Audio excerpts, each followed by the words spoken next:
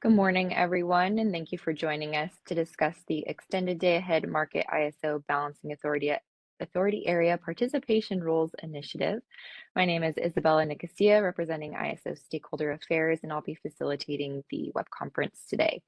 I'm also joined on the line by CB Hall, our Policy Initiative Lead, and then as well as some members from our initiative team who will be available throughout the call to answer any questions. So before we get started, just a few housekeeping reminders. The slides that we will be sharing today are available out on the initiative webpage. You can get to that page by going to kaiso.com, and then you'll want to click the Stay Informed tab. Under that tab, you'll see Policy Initiatives. That will take you out to our main initiative landing page, where you will be able to find the EDM ISO BAA Participation Rules page linked there. And all the presentations will be under that very first activity on that page. The workshop today is being recorded, so the recording is for informational and convenience purposes only, so any related transcription should not be reprinted without the ISO's permission. And if you need technical assistance at any point during the meeting, you can send a chat to the event producer. Our event producer today is Silas. And then we will be pausing for questions throughout the workshop today, so if you connected to audio through your computer using WebEx, you'll need to raise your hand by selecting that raise hand icon, which is located at the bottom of your screen. But if you dialed into the conference separately outside of WebEx, you'll need to press #2, and that will raise your hand for the queue. And we'll be monitoring that throughout the call today. And just a reminder to everyone to please state your name and affiliation before making your comment or asking your question, just so we know who is speaking. And then you can also send a question or comment to me directly in the chat, or you can send it to all panelists. So the agenda for today, in just a minute, I'm going to hand it over to CB to go through the schedule and interaction with other initiatives. And then we'll dive into the presentations for today. So we have some presentations regarding the net EDM export transfer constraints. So the ISO will give a presentation, give some background, and then we'll hear from the CPUC Public Advocate's Office, as well as SDG&E and SCE. And then we'll break for lunch, and then coming back from lunch, we'll have some information on allocating RSE failure surcharges and revenues, really focusing on those interim solutions. So again, we'll give some background, and then we'll hear from SCE, SDG&E, and 6 cities. And then we'll leave some time at the end to cover some next steps. So this slide here just shows where we're currently at in the policy initiative stakeholder process. So we're still here in the early stages under proposal development for track A1. And with that, I'm going to hand it off to CB Hall, and we'll get started with the tracks, schedules, and interaction with other initiatives. Perfect. Thank you, Isabella. Good morning, everyone. Yeah, really appreciate you taking the time here for today's workshop. So as Isabella mentioned, just before we get into the meat of the discussion today, I just want to make sure we're all on the same page with this initiative and the tracks and the planned schedule. So I'm going to walk you through this slide here. If you take a look at this slide, you'll see this initiative is comprised of 3 tracks. At the top of the screen here, you can see track A1. And track A1 consists of 4 elements. The first 2 of these elements are what we're here to talk about today. And the reason for that is because there were some stakeholder concerns with what we proposed in our straw proposal back in May.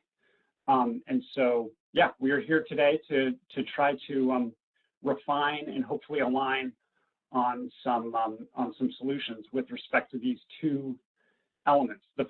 And those are how the ISO BAA should set the net EDM export transfer constraint, which includes the confidence factor and the reliability margin. And then also finding an interim solution for allocating RSE failure surcharges and revenues. So that'll be the focus of today. And then, of course, track A1 also includes proposals for transfer resource settlement and transfer revenue distribution, as well as a process for recovering historical wheeling access charge revenues.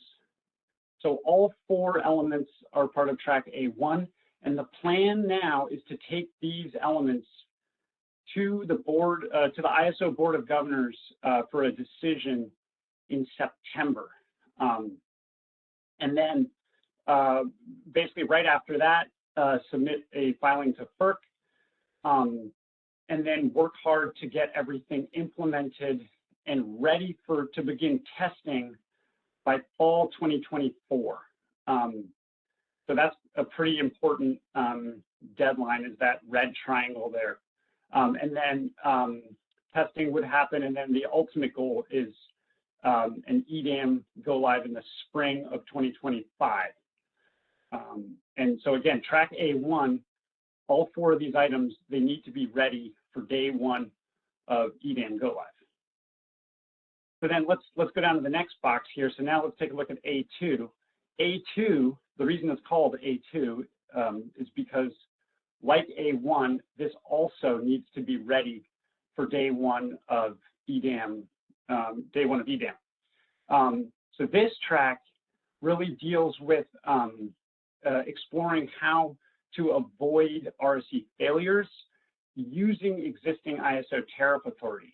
And so far, I think there have been a few ideas that have come up so far dealing with kind of the accuracy of advisory RSE results and potentially publishing information on expected RA offers in conjunction with those RSE results and using those 2 data sets in tandem. We've discussed so far, we've talked about market notifications, posting market notifications and requesting additional offers based on the bullet above.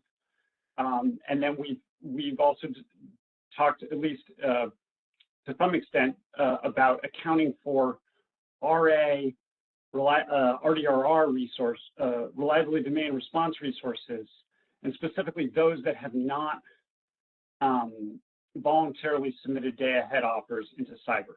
So these are the ideas that have come up so far. There's obviously, we have more work to do. And while you'll see A2, because the idea here is to use existing tariff authority, because of that,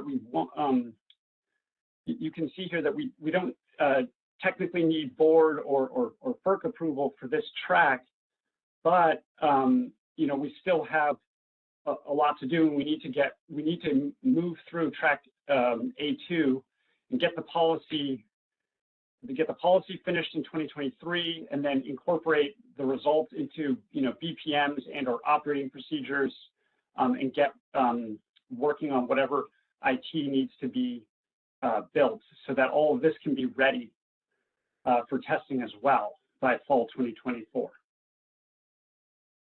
So that's A2, and then the last track is track B, and this consists of 2 elements. So the first element here is a long-term solution for allocating RSE failure surcharges and revenues, and so obviously this relates back to what we're discussing today as part of A1, and then the second element is avoiding RSE failures through procurement of cure capacity, potentially, which would require new tariff authority, and the associated cost allocation. So track B these items will likely take longer, and therefore we are not planning to have these 2 items ready for day 1 of EDAM. And you can also see here with this arrow at the bottom, these items will likely have interdependencies with RA policy and CPM policy, and so there will be an important sort of coordination between track B and our RA/CPM efforts. So let me pause there for 1 sec, see if there's by the way, the next slide is just going to give you a little bit more detail on the schedule for A1. But before I get to that, let me just see if there's any questions about this slide. Make sure we're all on the same page.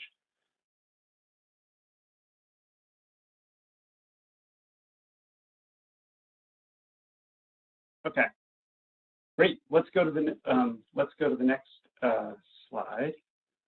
Okay, so this is just a little bit more detail on A1 specifically. So we have our workshop today. Comments would be due on the 28th. And then the idea is that we would pretty quickly need to turn around a draft final proposal for A1 so that we can ultimately, if you look at the schedule, that we can ultimately get everything ready for that September 20th ISO Board of Governors decision. Okay, I think that's it for this section. Maybe just pause once more, see if there's any last any questions or anything on schedule, logistics. Okay, then yeah, Isabel, I think we'll go. Okay, so our first topic today is the net EDAM export transfer constraint. Just a quick, I guess, reminder, this constraint is a feature of the EDAM design. And if you remember, it is a BAA, it's really a BAA reliability tool that provides an, actually, we'll just go back one slide for 1 sec before we get into the formula. Thanks. Thanks, Isabel.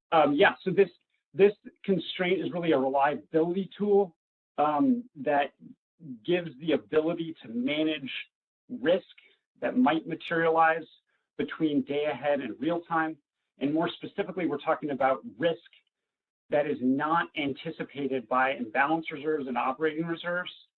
And so this constraint, it's an hourly constraint that is applied in the integrated forward market and therefore has to be set in advance of the day ahead market run. And it will limit internal BAA supply from being exported out on a net basis as an EDAM transfer to another EDAM BAA. So that's what it does. So now we can go. We'll go to the next slide. Thanks, Isabel. Okay, so I think you've all seen this slide before, and at the top you can see this formula here, the high-level formula that kind of describes this constraint.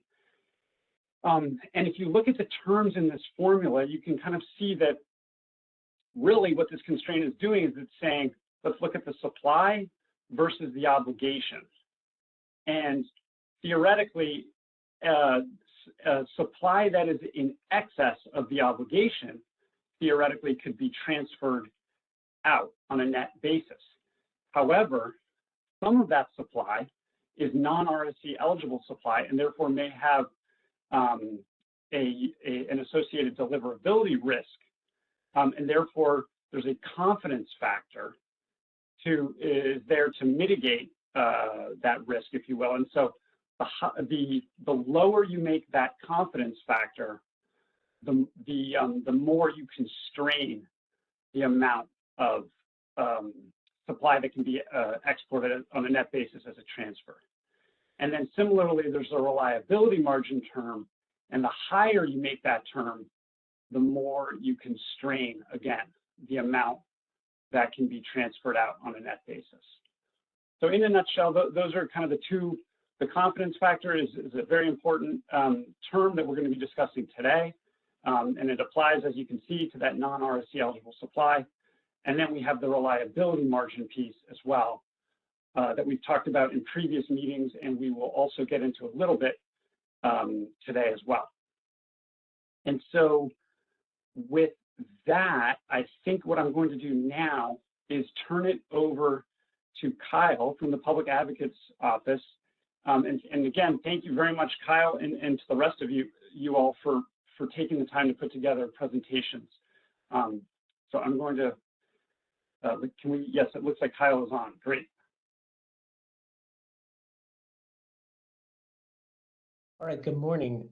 Thanks, CB, for passing that over, and thanks everyone for being here today. Yeah, so first off, my name is Kyle Novice. I'm a senior analyst at the Public Advocate's Office here at the CPUC. I work on resource adequacy here and also on regional initiatives. And thanks also to CAISO for inviting us to present on a proposal that we had put forward in our May 17 comments. And so what we're presenting here today is pretty straightforward because this is relatively short. I'm just going to walk through the deck and then take questions, preferably. So if you could go to the next slide. Yeah, thanks. So first off, I'm just going to assume that we're all comfortable with the net export transfer constraint calculation that CB went over on the last slide, and then the idea of the confidence factor. So I'm just assuming that. As we were thinking about this issue, we started by just trying to develop an intuition for how different confidence factors would affect the net export. I'm just going to call it the net C, if that's okay, and resulting day-ahead market solutions. And when we mapped out the different scenarios, what we assume is that setting a higher end confidence factor would enable more non-resource sufficiency evaluation eligible supplies, so something like economic imports or intertie bids, to increase the net C, which would lead to a higher volume of Cal ISO BAA supply offers. So you would expect to then see higher EDAM revenues and savings through those transfers throughout the year. And then on the other hand, with a lower confidence factor, we'd expect to see more domestic supply retained in the Cal ISO BAA in the day-ahead market, enhancing reliability within the Cal ISO BAA only. So the opportunity cost, though, of doing that is lower revenues from EDAM transactions across the entire year. Now, we look forward to seeing the analysis that CAISO has done on the historical data on the performance of those imports that we're talking about. But even with that in hand, I think it's fair to say that there's a general preference across CAISO stakeholders to ease in to the EDAM because there's a lot of uncertainty about how it's going to go. And certainly that's the preference in our own office. Excuse me. And then one last note, as we've been thinking about this issue, it has really helped clarify how EDAM is not intended to be a substitute for resource adequacy. This particular question has really, I think, clarified that. And as we've had that in the front of our mind, it's helped us focus less on the edge cases and more on the rest of the year. So next slide, please. So turning to our proposal then, the basic idea is that we would calculate a confidence factor each year by averaging the difference between the prior year's observed historical import performance and the prior year's confidence factor. Mathematically, this just means that the confidence factor would converge on observed historical import performance over time.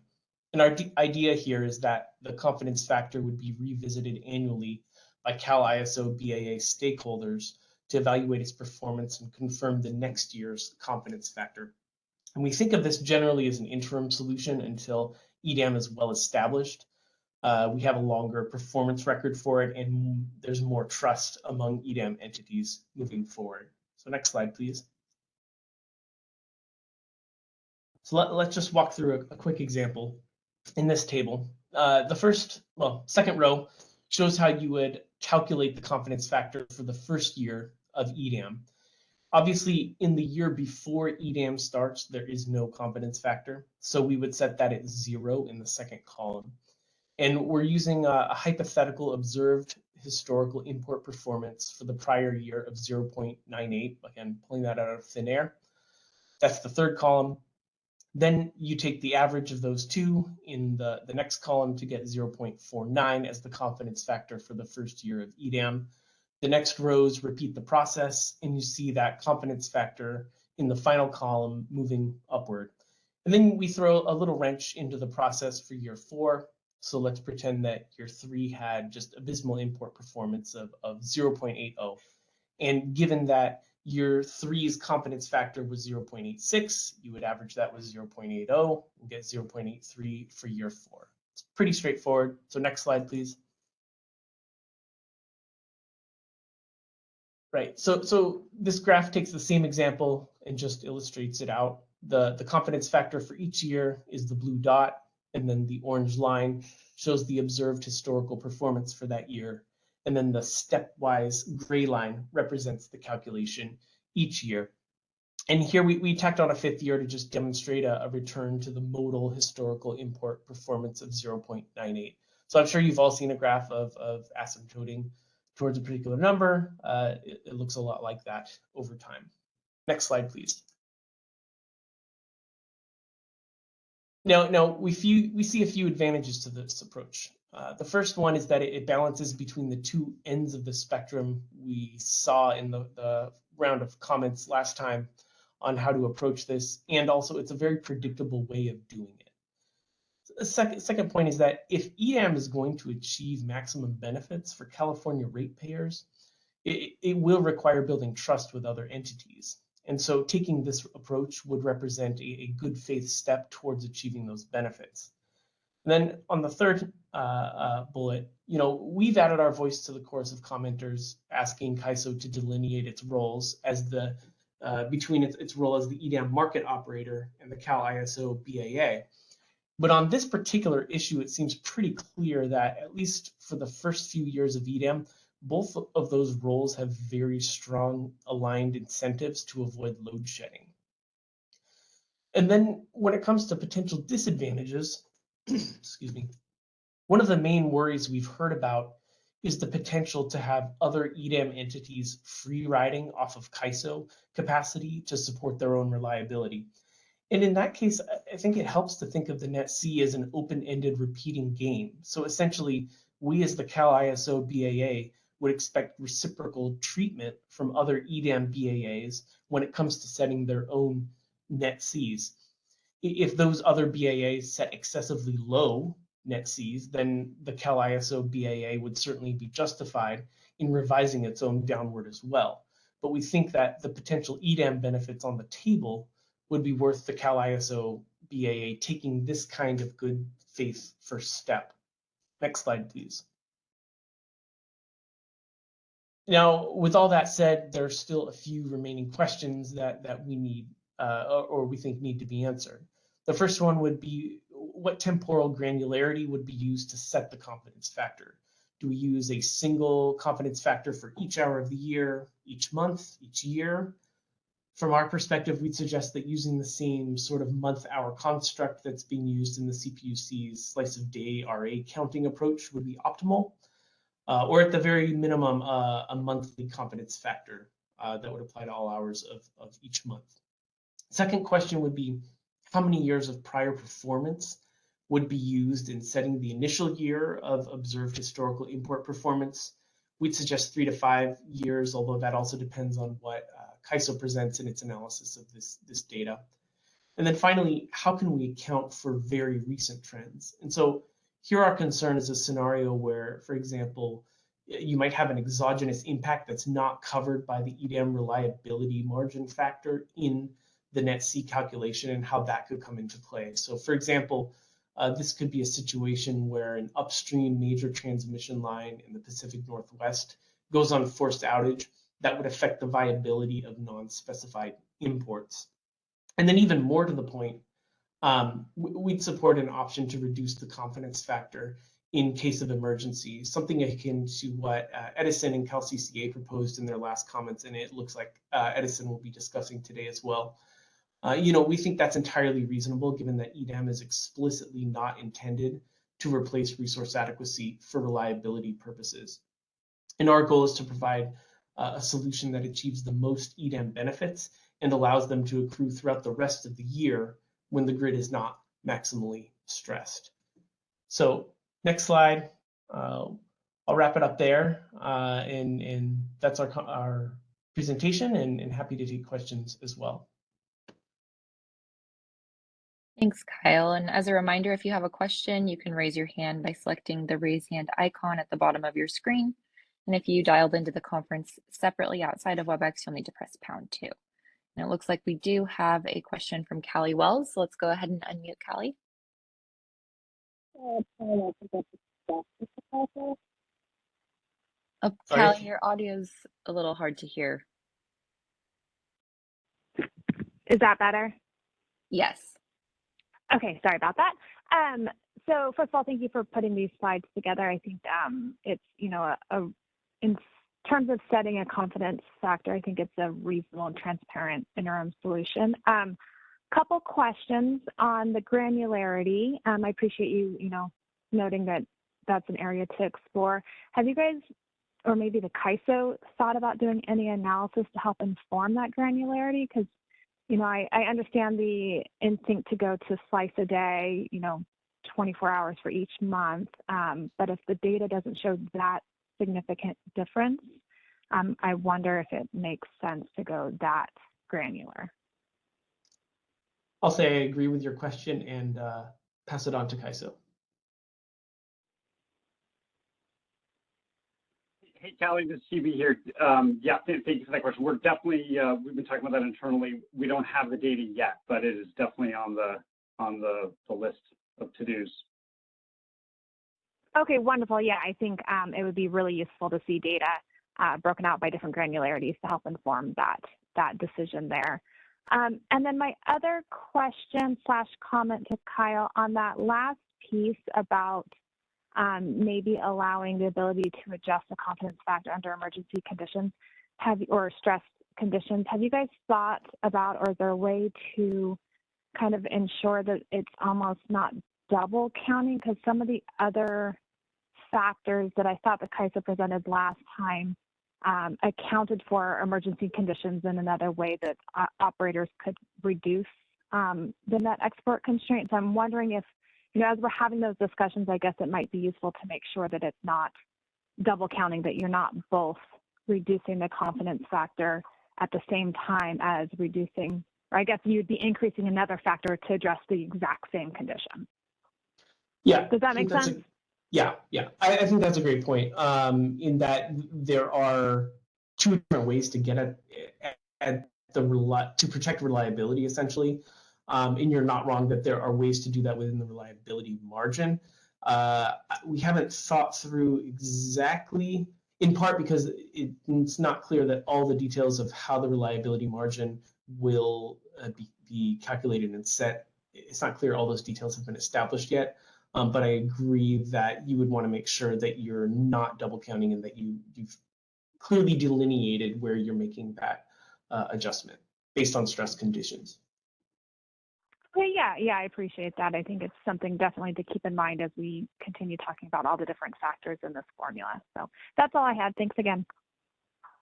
Thank you.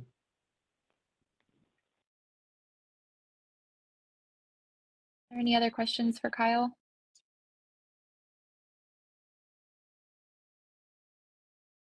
All right, I'm not seeing any. Well, thank you, Kyle. We appreciate you taking the time to present today. Yep, thanks everyone. Okay, next up, we will hear from SDG&E. So I believe we have Alan Meck on the line, so I'm going to turn it over to Alan.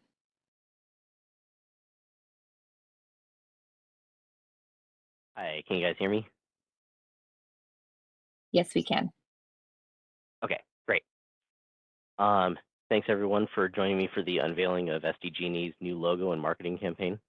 I'm sorry, setting the confidence factor. All right, if we could go to the next slide. All right, so we already reviewed a lot of this. This was just intended to be in case we didn't get a quick background breakdown. I wanted to go over the components of the net export constraint. Just for simplicity's sake on this call, we're going to just sort of ignore the reliability margin, as I think, as Kyle kind of did as well. So I think that it's just easier to everyone just focus on the confidence factor and let Kaiso worry about the reliability margin on another day. Next slide, please.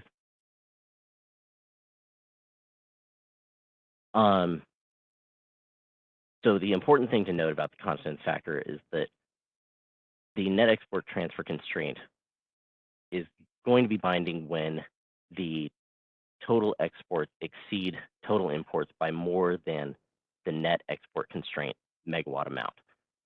And next slide, please. And so I just wanted to give an illustration of what that might look like. So let's assume that we've got 3,000 megawatts worth of imports, and let's say that the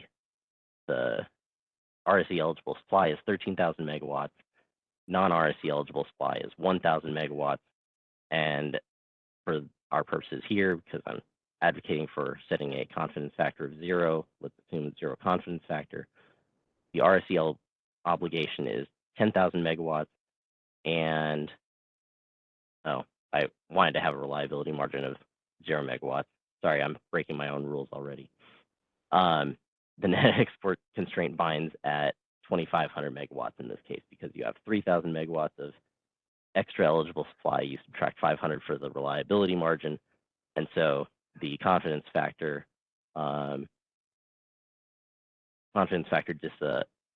disallows the 1,000 megawatts of extra non-RSC eligible supply, and so you get a total amount that's exportable of 2,500 megawatts.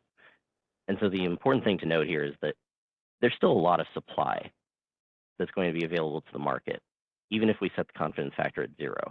It's not that we're restricting trading, it's primarily that we're just restricting the ability for the net export constraint to, or we're restricting the EDAM market from potentially exporting us into a reliability situation by setting the confidence factor at 0.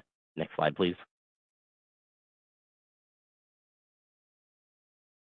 So the important consideration for why we ought to set the confidence factor at 0 is that while economic imports are highly reliable, they're less than firm, whereas EDAM transfers are fully firm, i.e. they're equal to native load. By setting the confidence factor anywhere above 0, what we are essentially saying is that on a stressed system day, we are willing to take a non-firm economic import and firm up that economic import to the level of an EDAM transfer. And what I would posit is that CAISO, as a balancing authority, gets very little to possibly no benefit, possibly even some negative benefit in terms of cost and reliability for performing this market service of firming up these economic imports. And I just want to note that in this discussion, this is not withholding supply from the market. We're only limiting economic imports for EDAM transfers and only during stressed system conditions, generally speaking. Next slide, please. So I just wanted to provide a couple of simple illustrations here. So this is a very simple stack analysis. The RSC requirement in blue, we've got 10,000 megawatts, and then we've got 4,000 megawatts in this example of excess RA and 2,000 megawatts of economic imports. All that we're talking about restricting is the yellow portion. The green portion is still fully available to the EDAM marketplace to trade back and forth between BAs as the market optimization sees fit. Next slide, please. And so with this slide, I wanted to break down exactly what this means in practice on an average day. So if you look first at the first graph, we have the RSC plus imports. So you've got your 10,000 megawatts plus the 2,000 megawatts of imports. And because you have excess supply, if you look at the second graph, you have the RSC plus the net export constraint. And because we're assuming for these purposes 0 reliability margin and 0 confidence factor, the net export constraint is functionally the same thing as your excess RA supply.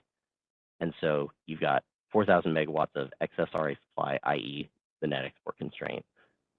And the result is that if you look at the third column, there's 2,000 megawatts worth of economic imports being made available to the market still.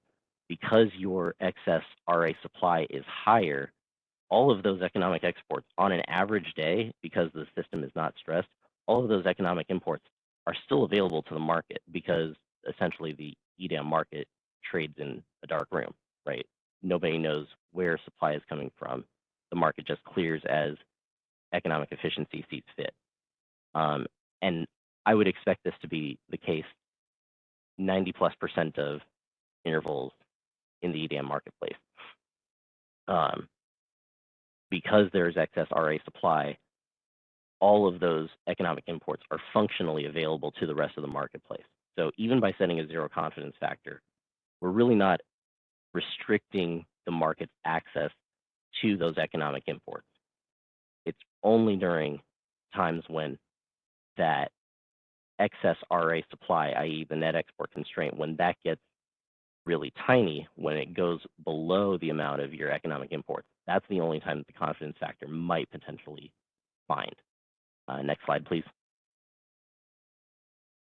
And so this is an illustration of that situation. If we have a very stressed system day where you just barely have enough excess RA supply to meet your, you barely have enough supply to meet your RSE, and you have just a tiny little bit amount of extra RA, then in a situation like this, you can see that the economic exports that are available to the market to try and optimize are going to be very limited. And I think that that's entirely appropriate, because it would be unfair during a September 6, 2022 sort of heat wave event to expect CAISO to be taking 2,000 megawatts worth of economic imports and firming those economic imports up to the level of EDAM transfers in order to, and potentially putting the CAISO balancing authority at risk if those economic exports in fact don't materialize for whatever reason. Even though they're highly reliable, we recognize, I think the last call, I think it was Danny that presented that 99.6% of those economic imports show up. Still, during these seriously stressed system conditions, we feel that it would be inappropriate for the CAISO to be taking those economic imports and firming them up to the level of EDAM transfers, when obviously stuff might happen in real time. You know, you never know. And it would be putting the CAISO balancing authority in an inappropriately bad position in terms of reliability, performing a function for the market, i.e. firming up these economic imports to the level of EDAM transfers for little to no benefit to the CAISO, and taking on potentially significant reliability risk in the process. I believe that's the end of my presentation. Yep. All right, thanks, Alan. It looks like we do have a question from Todd Ryan at PG&E, so let's go ahead and unmute Todd. Hi, this is Todd Ryan with PG&E. I just wanted to also note, in addition to the things that Alan said, that this small portion of the import supply is available to all EDAM balancing areas should they choose to accept intertie bidding. So all balancing areas participating within EDAM are available to make, are eligible to accept this supply. So no one's being cut off. Yeah, thanks, Todd. That's a great point that I had not included in my presentation here, is that in terms of parity, there's really perfect parity, because if any other EDAM BAA wants to take advantage of these economic imports, take full advantage of these economic imports, they're also free to accept economic imports if they want to make the choice that, as I think many have expressed, that they see significant downside risk and they'd rather not deal with that. I think they would probably call it nonsense. They're free to do that as well, but that's a policy choice that they're free to make one way or the other. CAISO obviously is accustomed to accepting these economic imports. We're familiar with them. We would prefer to have them for the market efficiency gains. We would just prefer not to have those economic imports potentially put us in a bad reliability position during stressed system days. Thank you, Todd.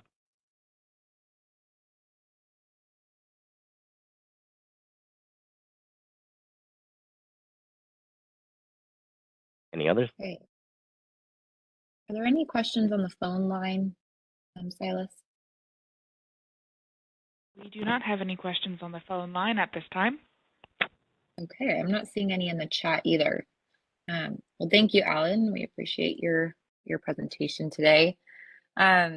So we are ahead of schedule, so we're gonna skip this first break on the agenda and move into the presentation from SCE. So I believe we have Steve Keen on the line. And I'm going to hand it over to Steve for his presentation on the EDAM net export transfer constraint. Go ahead, Steve. Good morning, everybody.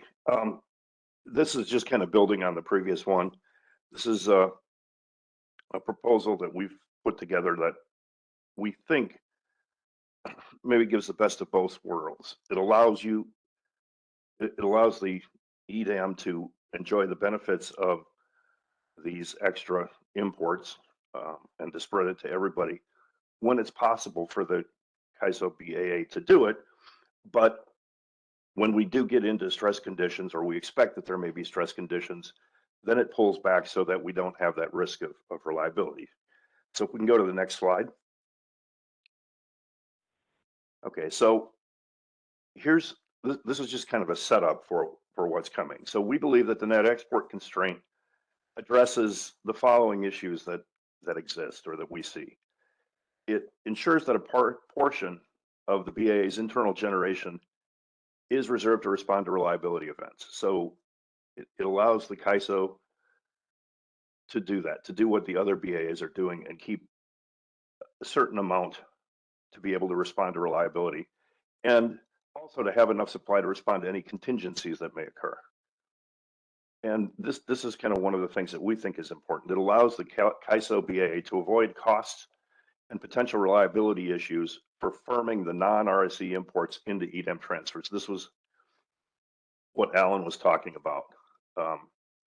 Because EDAM transfers are considered to be firm, the equivalent of load, and the non-RSE imports are not, by allowing those to flow through the market to other entities, it creates potential cost and reliability issues for the CAISO market. This rule, that net export transfer constraint, puts the CAISO BAA in the same respect as the other EDAM BAAs. And what I mean by that is it addresses the asymmetry that California has an RA must offer, while the other BAAs don't have RA or RA must offer. So in California, we don't choose which resources are going to bid in on a given day. They're done. It's done month ahead through the RA. Resources that have an RA commitment also have a must offer obligation, so they have to bid in. The net export constraint kind of puts us back on, allows us to, as we said, reserve some of those for reliability or contingency events, and puts us on kind of the same footing as the other BAAs. That being said, this is what I was getting at before, is we recognize that there may be benefits to the market from the increased supply from these non-RSE imports, but the California ratepayers shouldn't have to bear additional costs for providing those benefits to the other BAAs in EDAM. We don't mind doing it, but we shouldn't have to bear costs for doing it. Okay. And so that's what this proposal is doing. We believe it will allow for the increased market benefits while limiting the potential costs and reliability issues incurred by California ratepayers. Okay, we can go to the next slide. We'll get into this. And it's not a very complicated proposal. It's simply that we have separate confidence factors for stressed and non-stressed days. So for non-stress days, when we don't expect there to be an issue, when we've fairly certain that there will be a significant amount of supply and that we don't anticipate any issues, then it would be fine to use historical data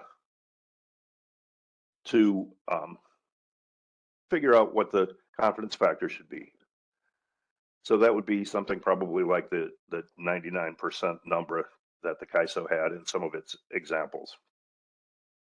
However, for stress days, we think that the confidence factor should be somewhat lower, or very lower, like below 20%. Could be zero, could be maybe slightly above zero, but it should definitely be below 20%. Then the other part of this is obviously then figuring out what defines a stressed condition for what would make a day be under the stressed condition. And we suggest some, these are fairly obvious suggestions. There may be others, but one would be obviously if there's an EEA watch warning or an emergency forecast for the day, that would obviously make it a stress condition. If the CAISO has issued either a restricted maintenance operation notice or a transmission emergency, or if there's a flex alert issued for that day. And another one would be if the CAISO opts into Assistance Energy, or if the 8-day look ahead that they're proposing to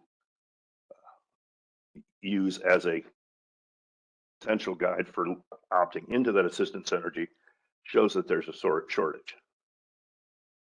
And again, we would suggest that the stakeholder process might need to happen to figure out what other conditions could maybe be could lead to this. One would be if the 2-day ahead RUC results were showing a shortage, or if the forecast XSRA falls below some minimum some threshold. Okay, the CAISO now publishes that RA forecast out for 7 days in its daily conditions.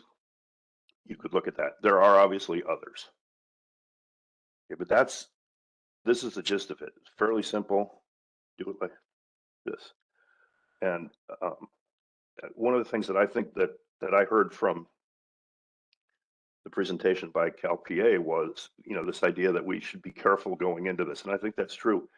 Whatever numbers we set for these, we may want to be looking and watching, because I don't think we yet know how often these things are going to happen. How often would we be in a condition where the constraint would bind? How often would we, if it does bind, how often would that maybe cause extra costs or reliability issues for the CAISO? So I think, watching that and maybe, again, looking to adjust some of these, the confidence factor as we get more experience, I think would make sense. Okay, I think we can go to the next slide, but the next slide is just thank you and questions.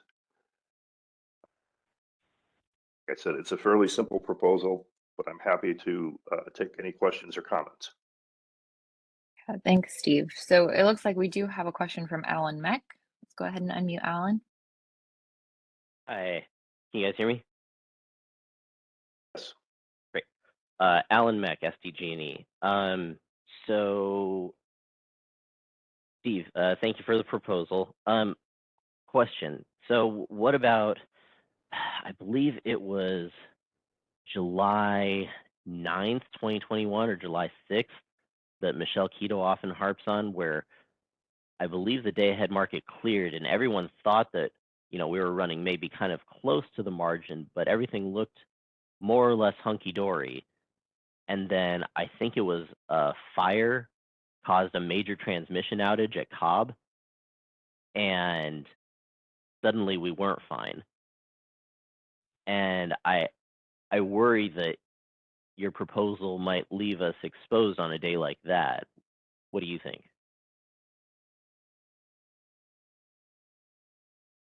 I suppose it's possible. That's one of the things I think where experience will tell how often this is binding. And I think some of that's going to also depend on how we choose to set those conditions, for what a stress day is. I don't have enough history with that one to know, how close it was, whether we were close, and or whether there was a warning for the possible fire. Some things you just can't do anything about. I mean, there are always going to be issues where things may come up. We're just, we're proposing this as kind of maybe a way to help make sure that the benefits of the market are achieved, but don't stress or don't cause reliability issues for the CAISO unduly. I mean, like I said, you can't protect against everything. I suppose it's possible that there can be conditions where this would still cause problems, but you know, even if we set that confidence factor to 0, there still could be conditions where it would cause a problem if, you know, with a major transmission outage or some other major contingency. I don't know that we can protect against everything. I don't know that we want to. This is just trying to find a comfortable middle ground, maybe. Well, for this problem specifically, wouldn't setting the confidence factor to 0 accomplish the same things that your proposal accomplishes, but still protect us from those sorts of conditions, because we would be disallowing any potential extra economic imports? But if you have a major transmission line go out, then you're not exposed. Whereas during normal operations, when we have excess RA supply, those economic imports are still available to the market anyway. Why take the risk? Yeah, I mean, I think that the question comes down to how much does that limit the market? Would the market be more limited? And this was something, I just don't know, because I don't know how likely these things are to happen. I think we could construct cases where even if you set that limit to 0, we're still in cases where the CAISO ends up having to, do extraordinary, like potentially cut load, just because the contingency that happens is so large. Sure. And and the flip side of that is, I don't really have an idea of how big this market will be or how much benefit there would be either to the CAISO or to the rest of EDAM. And so it's kind of hard to weigh off. I mean, I think normally that's what you do, is you look at what are the benefits or the expected benefits and what are the expected costs, and you have to figure them out, and that might be how you would set it. I don't know how to do that here because I don't have the data. So what we're saying is that this is we're just suggesting this as maybe a compromise that maybe allows a little bit more of the market benefit. It may not. I mean, I don't know. It depends. If the I think a lot of that's going to depend on how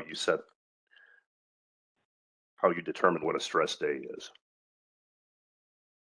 If you set that, in reality, your version of setting the constraint to 0 at all time, or the confidence factor to 0 at all times, is essentially saying every day is a stress day in our version. Kind of. I would note most days where your excess RA where you've got a healthy margin of excess RA, those economic imports will still be available to the market. So it ends up not mattering. I would, I just don't know. Like I said, we're presenting it as an alternative. All right, thank you. Okay, we have another question from Kyle Novice. Yeah, hey, this is Kyle Novice, Public Advocate's Office. And actually, Alan, I think that the answer to your question is that scenario is covered by the reliability margin. If you go back to the presentation from last workshop, on slide 14, it was talking about the EDAM reliability margin will be set on the maximum of 3 criteria. And one of those criteria is protection for a non-credible contingency based on weather conditions or fires. So I think that, that is actually covered in the reliability margin factor. But I will say that this, the discussion of the historical data really does highlight how important it is. And so, CB and CAISO, I'd encourage you to move that analysis maybe up the to-do list, or if CAISO is amenable and could provide raw data on that historical import performance to stakeholders, some of us might have, a little more time to be able to dig into that analysis to give us a better sense of what makes sense in these situations. Thanks. I would like to second that, but the other thing that I'd like to add is when we look at that historical analysis, I think one of the reasons that we came up with this version is that we think the historical analysis, may be different during those stress, or that the results may be different during stress times as opposed to non-stress times. And that's kind of why we were looking at it. So if you do that analysis, can you also, and I don't know if this is possible, but to the extent, try and figure out what that confidence factor is during non-stress times, but also during stress times. Right, and that seems completely reasonable. And it'd be nice to just be able to look at the question empirically rather than just purely doing this on theory.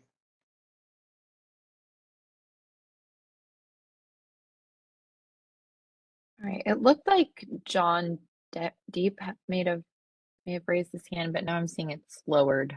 John, did you still have a question? Yeah, I was just gonna address that. Yeah, same as the gentleman before, that it's covered through the reliability margin. So that's what I was gonna state. So that's why I put my hand down. But I do have a question, and probably this is to Kaiso, of when this reliability margin will be set. Will it be set on an ad hoc basis, or would it be set once, like, let's say really early morning, or how does that work? So I just kind of want to understand how that margin is. If, let's just say, a fire pops up, is that going to be preset early on, or is that on the fly? Hey, John, this is CB here.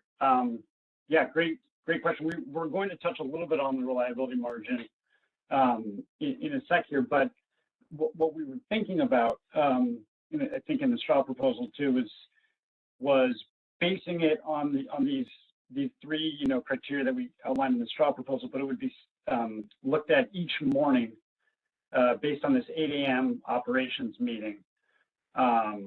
In the day, 8 a.m. day ahead, that is. So Michael, did you want to jump in at all on this and offer your perspective as well?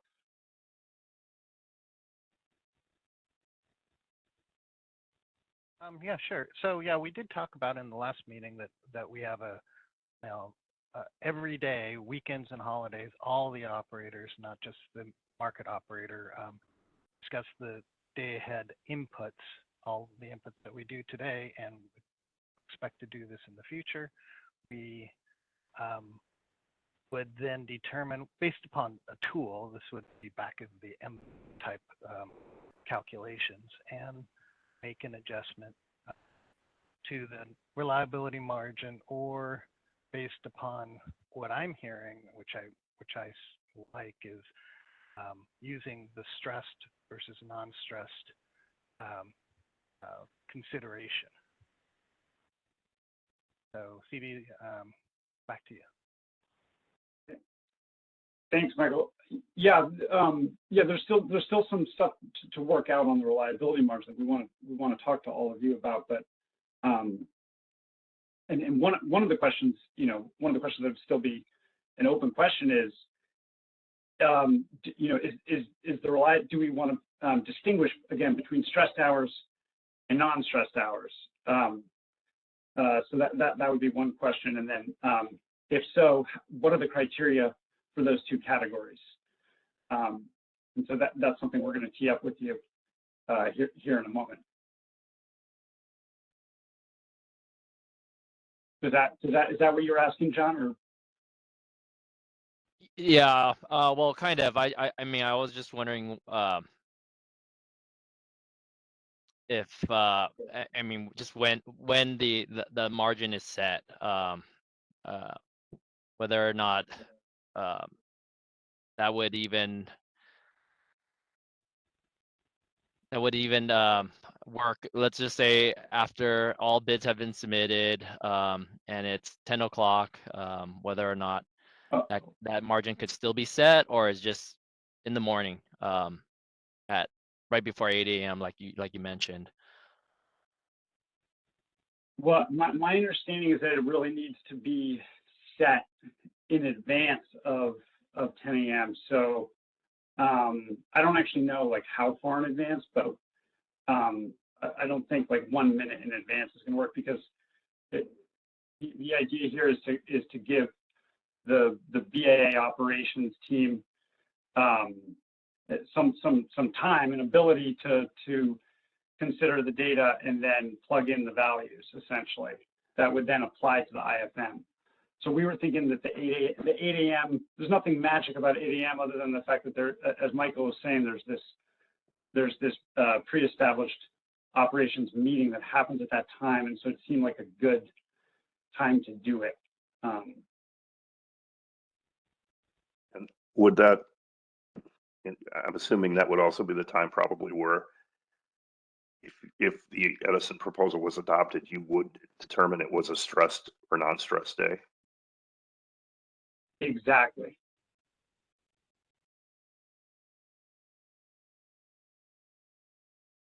I also have one last question. I know I mean I reviewed some of the comments, and a few folks mentioned about the reliability margin. I think Kaisla's proposal mentioned about it being the max of one of the 3 conditions. I forgot what the 3 conditions were, but the comments were around it being the addition or the summation of all 3 criterias as opposed to the max of, because essentially the three different conditions may evolve all at the same time. So we still haven't heard anything about that. So if you could provide some clarity on that, that'd be great. Absolutely, yeah. Thanks, John. You're asking, these questions are perfect, because we were actually hoping to address all of these, because what we're thinking is that the reliability. First of all, we have talked a little bit internally about potentially again breaking it out between stressed versus non-stressed conditions, and then within each of those categories, having these predetermined variables that would be calculated for each of the 24 hours of the next day, right? And you would take the max of these variables for each hour to derive these essentially default values. But then BAA operations would have some discretion to set a value higher, consistent with good utility practice, and just because some of these variables are not mutually exclusive. So there would be it wouldn't be set in stone that we'd be taking the max of these predetermined variables. There'd be some discretion as well. Got it. Okay. Thanks. Thank you. Okay. Yeah. Sorry, and we can show you this with our slides, but yeah. So I'll circle back to this for sure, John. But before we get into the reliability margin stuff, I want to make sure that if others want to speak up on the confidence factor, and Milos, did you have thoughts too? If folks want to jump in on confidence factor, we should there's a great chance to ask questions and provide comments. And yeah, this is Milos with the ISO, and thank you, Stephen, for presenting and for all of the presenters. I don't know if there's a way to go back one slide. Just a question on your proposal on the confidence factor. Do you have any thoughts on how you would set that low level that you suggest there, kind of 20% or less? And then any thoughts on kind of the frequency? Is this a number that's kind of preset for seasonally or for the year when you distinguish between stress and non-stress conditions? I don't know if you have any thoughts on setting that number and the basis for it, along with how often it's updated. No, I think initially, we were thinking it would probably just be a number picked. If we can get some information as to how likely, under stress conditions, the historical values under stress conditions, maybe some of that can be looked at. This is something I think it's just kind of where people are comfortable. I mean, it might also be possible to set it start at 0, and then if that seems to be a little bit too constricting, then you could increase it a little. We do think it should be, like we said, below 20%, but we don't necessarily have I'm not sure there is a good way right now to pick what that number would be. In terms of, Okay. the frequency that it would change, I don't know that it needs to. I suppose you could do it probably seasonally or monthly.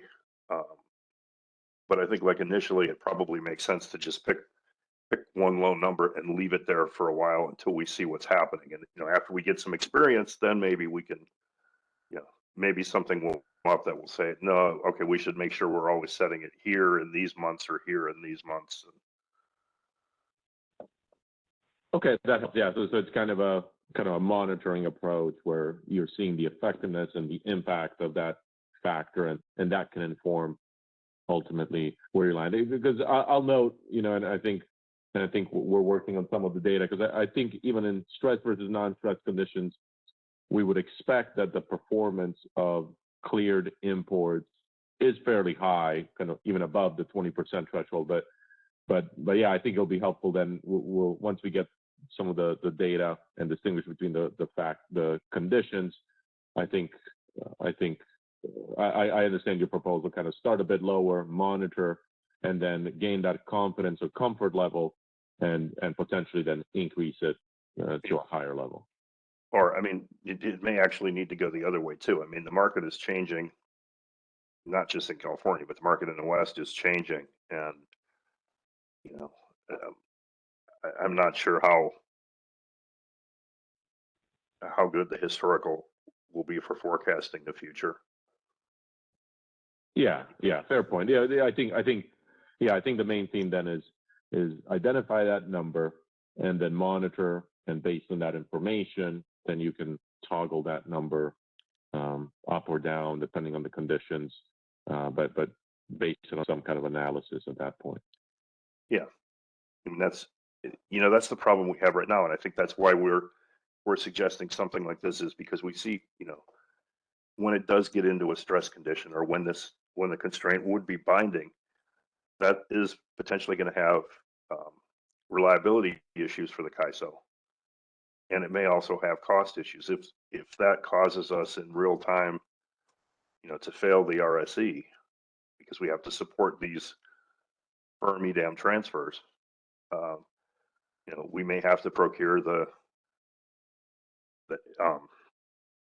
assistance energy, which has a fairly high cost to it. So, and that's kind of what we're looking. So I think that's one of the things I think we'd want to, what we're saying is, I mean, nobody seems to have any, don't seem to have a good idea of what's going on. And I'm not sure you can, because of the way that the, things are changing in the West so quickly, that it's we view it as a safety position, kind of.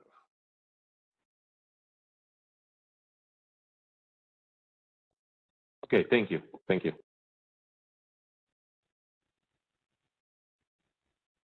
Are there any other questions for Steve? Any questions on the phone only line, Silas?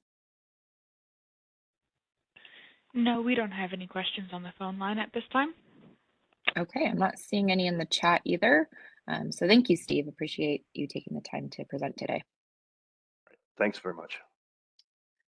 All right, so I'm going to turn it back to CB, and we'll continue with some additional information. So go ahead, CB. Perfect. Thank you, Isabella. Yeah, and Kyle and Alan and Steve, thanks very much. That was great. And so what I think we're going to do now is go through some slides here that will actually be a little bit repetitive, which is totally fine, because I want to give people another chance to chime in, ask questions. It doesn't, this is just supposed to be a discussion here to help get everyone thinking, and yeah, provide ideas. So And that relates to the three presentations we just heard. So you guys are not off the hook yet.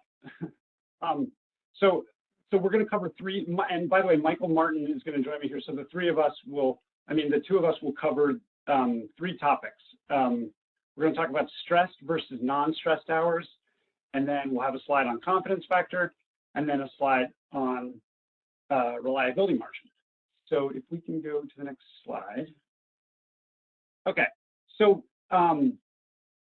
similar to what Steve and the Edison team were just presenting, we've also been internally talking about distinguishing between stressed and non-stressed hours.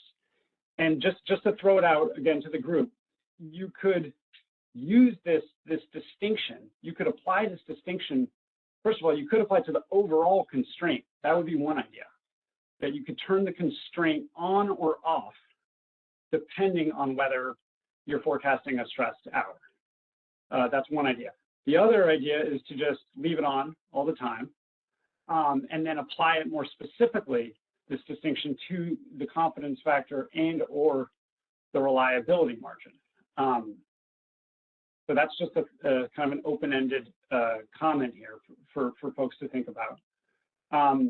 And then in terms of how to define stressed hours, you'll see that we have thrown down here some ideas that are very similar to what Steve just put up on his slide. And so what we're saying here is, as a potential way of defining stressed hours, could be any hour that meets one of the following conditions as of this 8 a.m.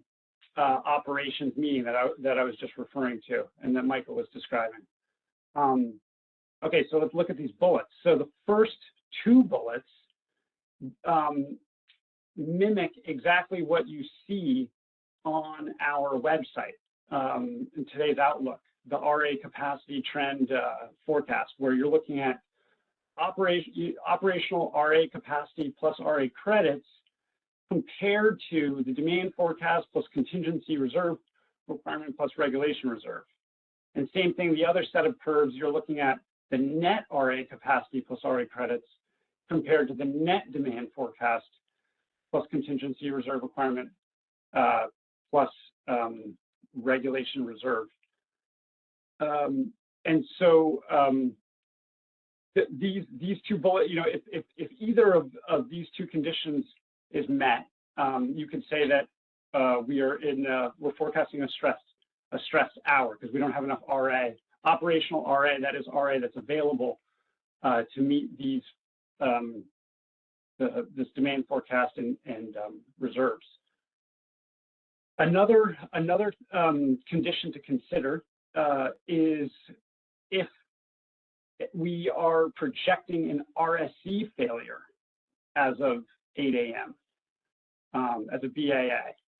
So if we were to run an advisory RSE at 8 a.m. and that RSE failure amount is greater than the amount of RA capacity with day-ahead must-offer obligations that we are expecting to be submitted over the next 2 hours, we could also say that that's a forecasted stressed hour. And then similar to what Steve was talking about there with the restricted maintenance operations, transmission emergency, those could also be triggers. And then finally, there's this 2-day-ahead RUC run. If there's an infeasibility based on that, we would have that information as of 8 a.m. And so that could also be a potential criterion. So those are some thoughts. Michael, did I capture things properly here? Do you want to add anything before we turn it over to, I think Todd's got a question, but did you want to add anything? No, I think the point that it mirrors so much the Edison proposal. Yes.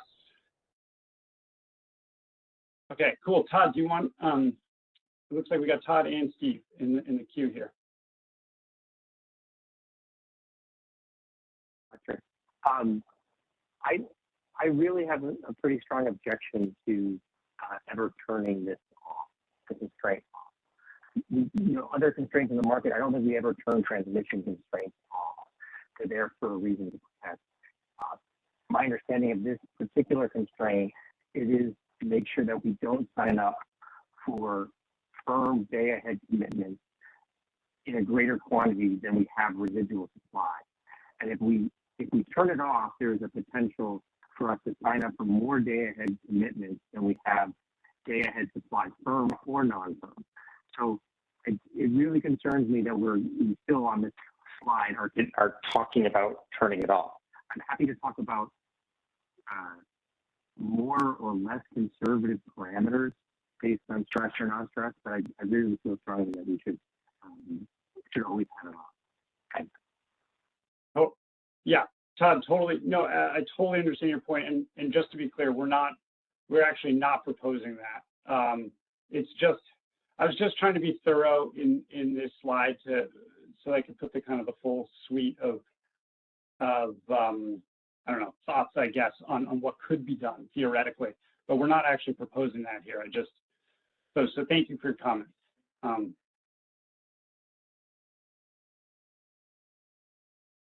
Steve?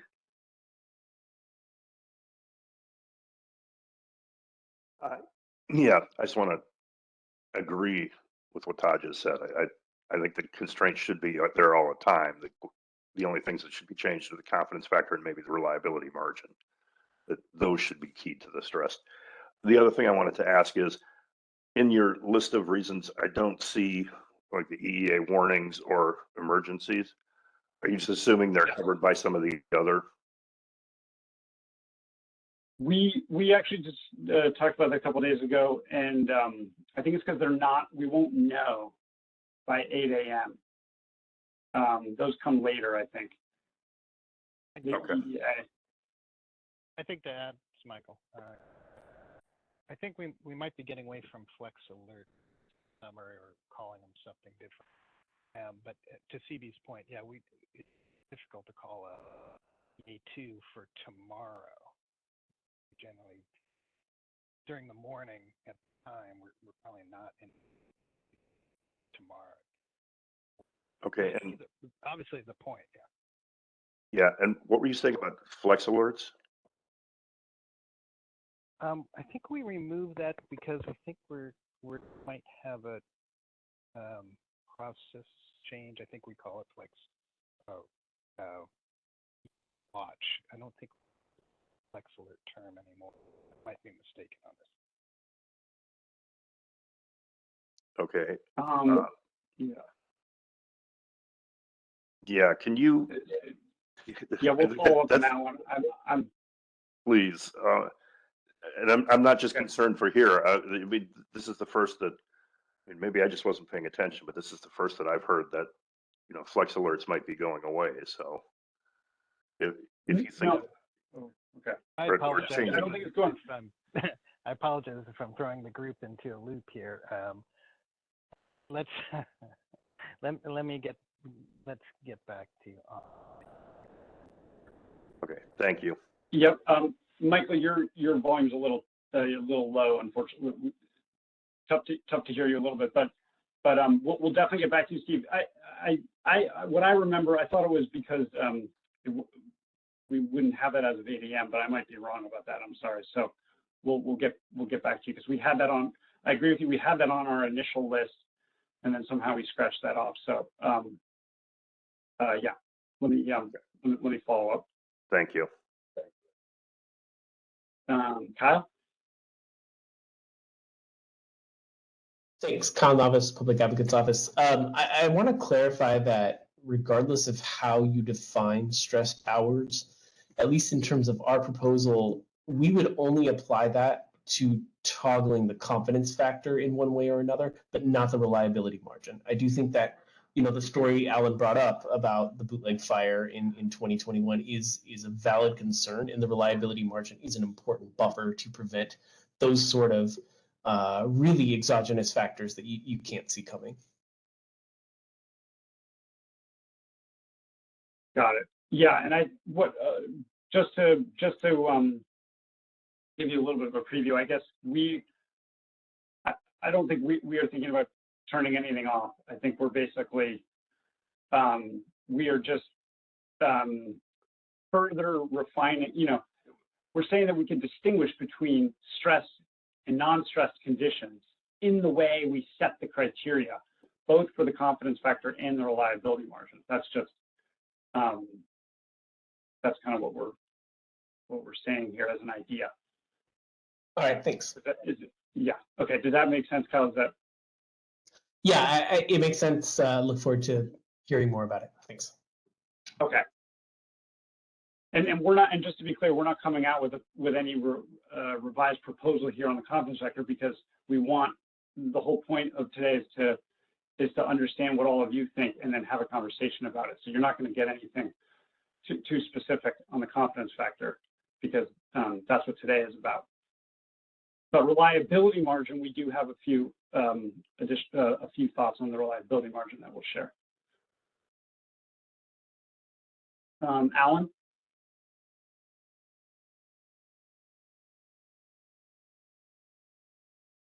Hi, Alan Mack, SDG&E. I see a couple of your bullets. You're proposing to potentially define the define stressed hours after you take into account RA credits. By that, do you mean demand response? Yeah, I'm trying to remember what, Abdul, do you want to jump in on this one? What are those RA credits exactly again on the forecast? Yeah, it's all the LRA, RA credits. So demand response is the biggest one, and then we have LD credits is the other one. CAM credits net to zero, so they don't impact it. But it's, yeah, so mainly DR credits and LD credits. Okay. I'm a bit confused because in so many other forums I've heard CAISO, and I'll just point to one big example for to support this. The root cause analysis following the August 2020 blackouts.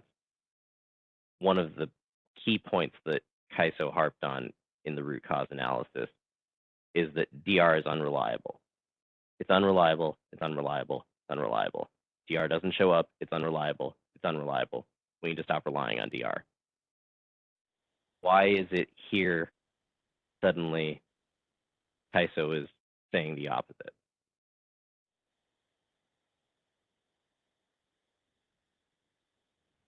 I think, I don't know, CB, but I think we're not, I don't know if we're saying the opposite. I think we're just saying we have a RA forecast or RA outlook on our calendar, on our website, that would give us and everyone really an indication of how is the RA fleet compared to the RA obligation, which is, you know, includes the credits. These are LRA credits, so we don't have, I don't think we have an option not to account for them. So we're just saying this is what it looks like from an RA perspective, obligation versus RA capacity. So I don't think we're conflicting here, but it's just, we're just using an existing outlook as an indicator, as one of the indicators, I guess. It just strikes me as very jarring, because as an advocacy point in every other space, it seems like CAISO is advocating DR should not be reliable, whereas here you're advocating, again, the opposite. Why? Well, this is Heather, and I just want to weigh in this meets the equation we are using in the assistance energy transfer space in the WEAM, and I think we're have to.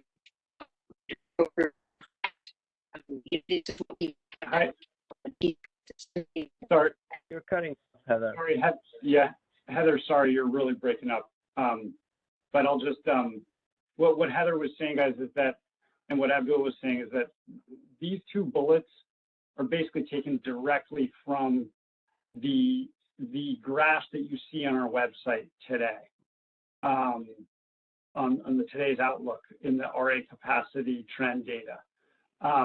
And all we're doing is just putting them down here. But I'm not saying, Alan, I'm not saying your question. I'm not saying your question is not a good one. It's still a good one. We can follow up on, but we weren't intending to do anything special here with the RA credits. We were just trying to copy our RA outlook forecast.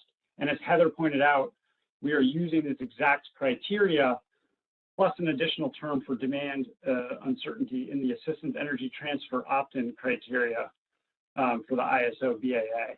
So it's very similar to that as well. So nothing really new here. But as an advocacy point, it is.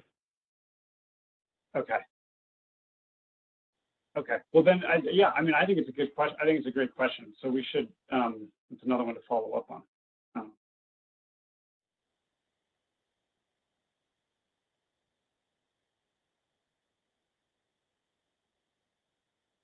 Anything else, Alan, or is that? Yeah, we can circle back. Nope, that's it. Thank you. Okay. Thank you, Steve.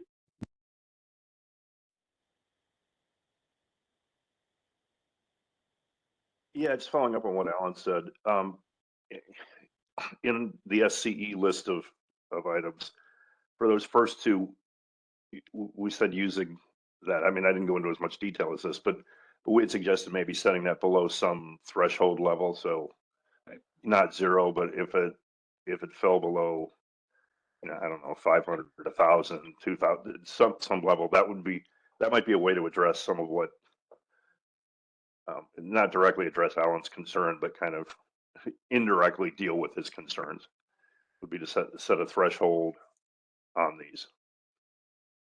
Exact. Yep. I saw that, Steve. I saw your. I saw that in your slides. Yeah. That and exactly. You could do that. You could add a term. You could add a term as you did there, which we did for the assistance energy transfer to make it more conservative. To cast a wider net, if you will, for when an hour would be considered stressed or not. Yeah. Yeah. Totally makes sense. I don't know what the right number is, but conceptually, I totally understand what you're saying. Okay.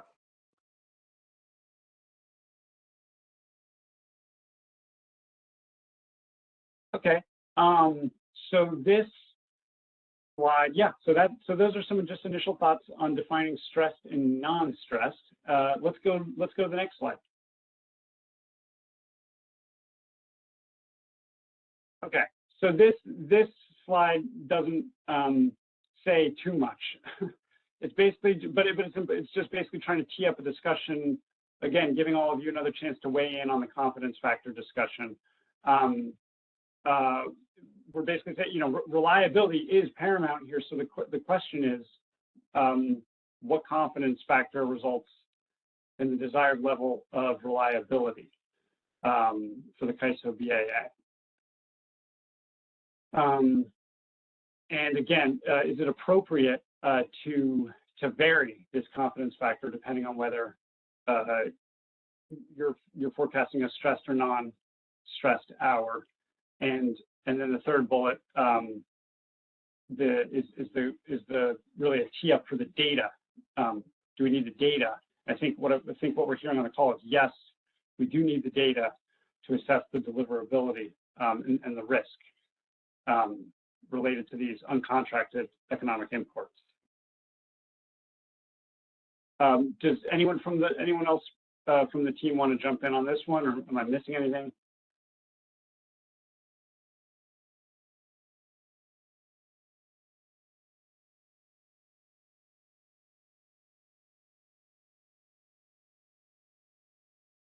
Any questions or any other thoughts from folks on the phone about confidence factor before we? You'll have a chance to submit comments too. So if something comes up later, you can put it into comments.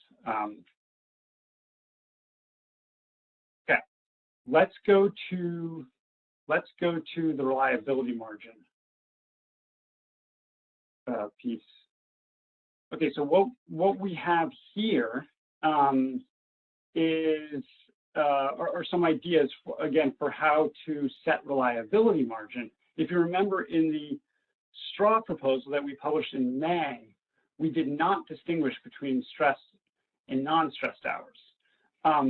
The straw proposal that we put out in May basically looked, if you look at the non-stressed hours here, that's basically what we proposed for all hours for the reliability margin back in the May straw proposal. But now what we're saying is, hey, maybe we can actually distinguish between stressed and non-stressed. And during stressed hours, to be more conservative, we could add this imbalance, we could add as a fourth variable here, the imbalance reserve up requirement. And the rationale for that would be that during stressed hours, when prices are probably going to be clearing pretty high, relatively high, we may not be procuring the full IRU requirement based on this $55 per megawatt price limit that's embedded in the imbalance reserve up demand curve. And so because of that, it may be prudent to add this fourth element to specifically for stressed hours when prices will likely be high. And there would, again, potentially be a potential IRU procurement shortfall. So that's the rationale for adding the fourth term, and then in the non-stressed hours, we would just be back to what we proposed in May. With the caveat, there's an important caveat here. If you look at that footnote number 1, we're saying for both stressed and non-stressed, BAA operations would still, again, have this discretion, if you will, because some of these sub-variables may not be mutually exclusive. And so these default values would not be set in stone. So let me pause there and see if there's if this makes sense to people, if there are reactions.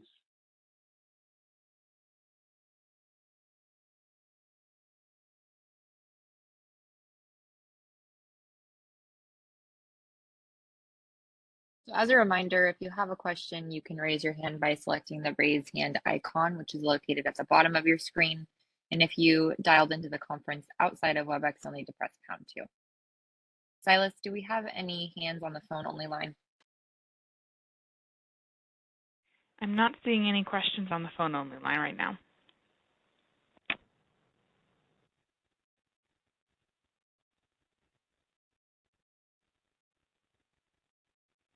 Okay. Well, what we could do is, if no questions come in, we could just allow people to think about all of this over a break or something like that, and then open it up once more after the break. Does that sound like a reasonable plan? Isabella, maybe we can do that. Yeah, let's go ahead and, oh, what was that, Michael? Go ahead. I'm sorry, I wanted to circle back just to relieve stress on the conversation on that Flex Alert. Yeah, we still do Flex Alerts as part of the process. I think that the question was, we generally do Flex Alerts after we do day ahead. We look at the results, then call a Flex Alert. So I don't think it works right for this application. So that's why we pulled it out.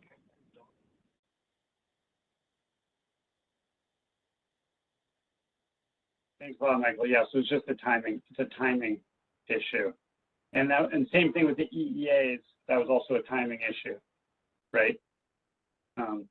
That's why we pulled it out of the list. We won't have that by 8 a.m. In real time. But yeah, so I think we have, I think someone made the comment, other indicators of the health of our system, and I think what we're trying to do is collect all of them. Thanks. Exactly, casting a really wide net. Okay, looks like we've got a question from John. Yeah, so I know you removed EAA because it's a real-time declaration. How about EAA Watch? I've seen that in the day ahead market. Yeah, I think we have done an EEA watch before the day, so I think you're correct. It's the flex alert we call after, because we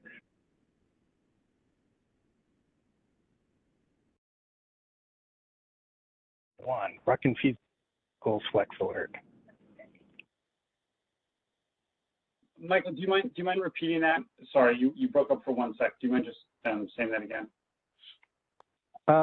My last comment was the flex alert is actually tied to the rec infeasibility, almost 1-to-1. If there's a rec infeasibility in the rec run for tomorrow, we call a flex alert. Got it. Okay. So would we be able to include EEA watch? I wasn't sure if you addressed that question. My question. Yes, I'm sorry. I think so, because I think, and I'll have to confirm, but I think we do call the EEA watch before the day ahead run is complete. So to that extent, the answer is yes. Great, thank you. Good catch. Okay, so that's a follow-up. Thanks, John. Looks like I think we have Lauren in the queue. This is Lauren from CCA. I just had a clarifying question on this slide. When one of these events does occur, like for example, a gas OFO or a curtailment, how would that be used to determine what the level of the reliability margin would be set at? I guess it's just not clear exactly how that translates into an exact megawatt amount. Is that something the operators would have discretion as to what to set it at, or would it be based on some value or equation or something like that?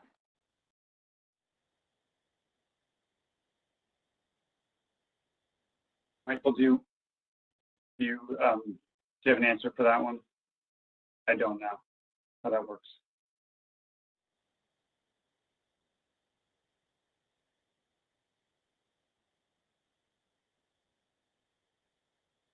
Michael, you might be muted.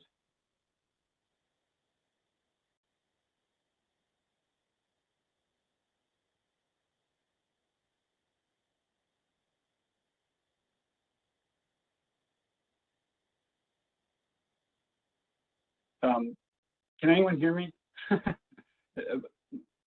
Michael, I can hear me? Okay, so maybe it's just Michael. It might just be Michael's audio. Sorry. Can anyone else chime in on this one? There's a question from Lauren about the criteria number 3 here, the gas OFO curtailments, and how that is actually translated into a megawatt value. That would then be part of this calculation where we're taking the max for each hour. And if we don't have that right now, we can circle back for sure. Yeah, CB, I think we may have to circle back. I think I heard Michael kind of being called in the background on when he was speaking earlier, so he may have been pulled away. So I think we just need to follow up on that one. Okay, cool. We will follow another follow-up. Good questions. Steve?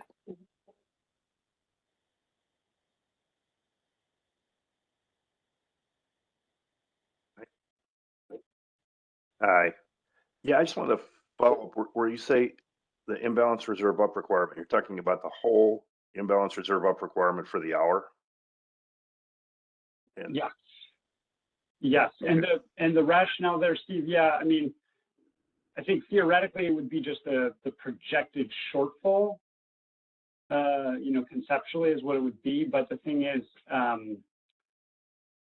that might be hard to estimate what the projected shortfall is, and if prices are high, so we're just being conservative here and putting the whole thing in, the whole requirement for the hour. Okay, thank you.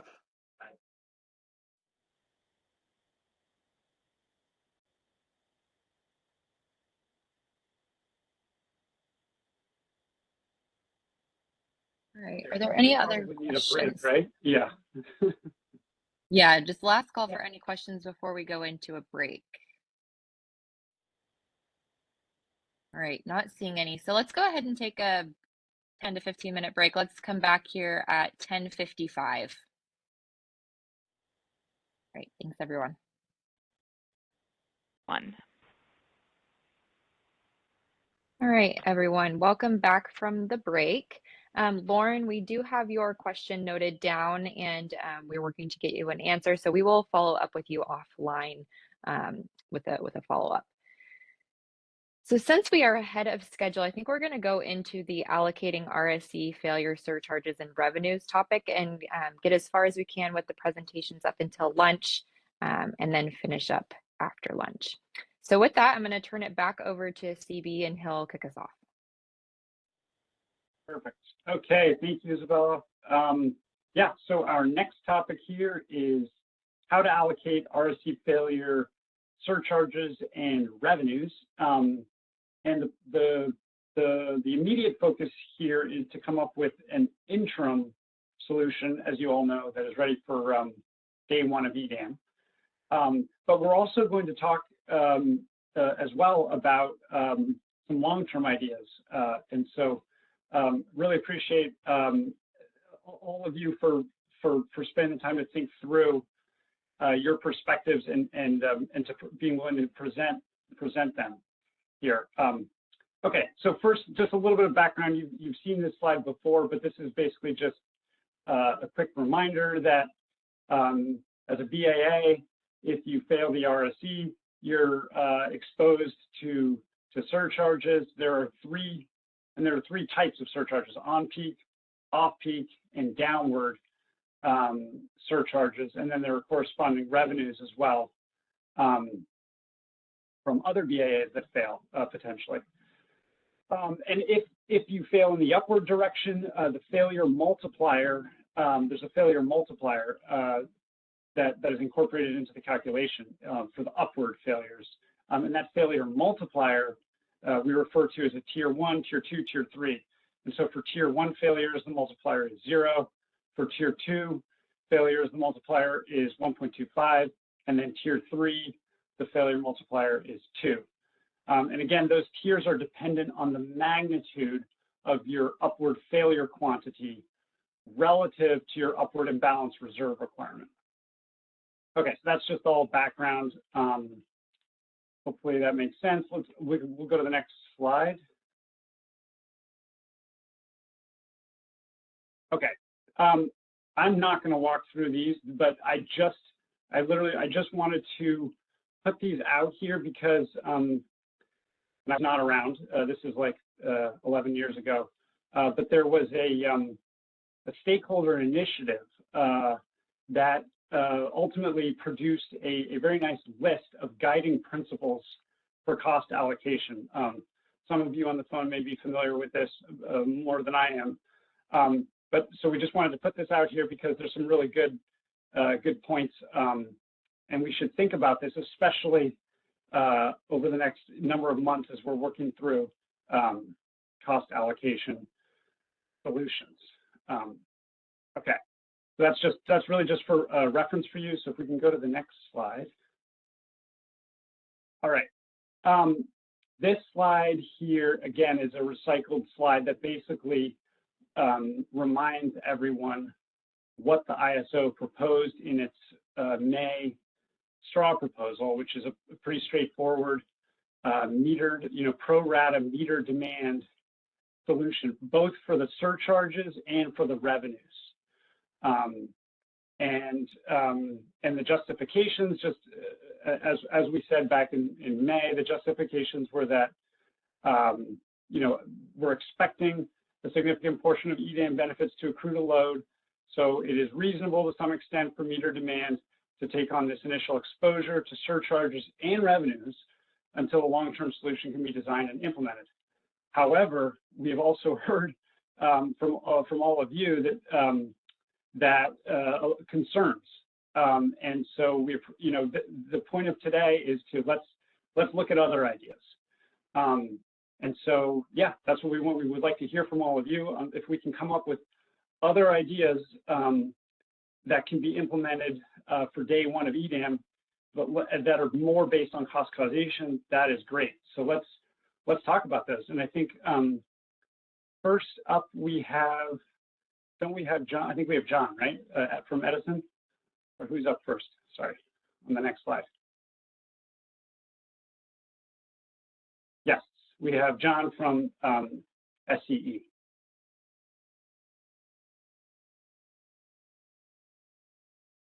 Right. Go ahead, John. You should be moved to panelist now.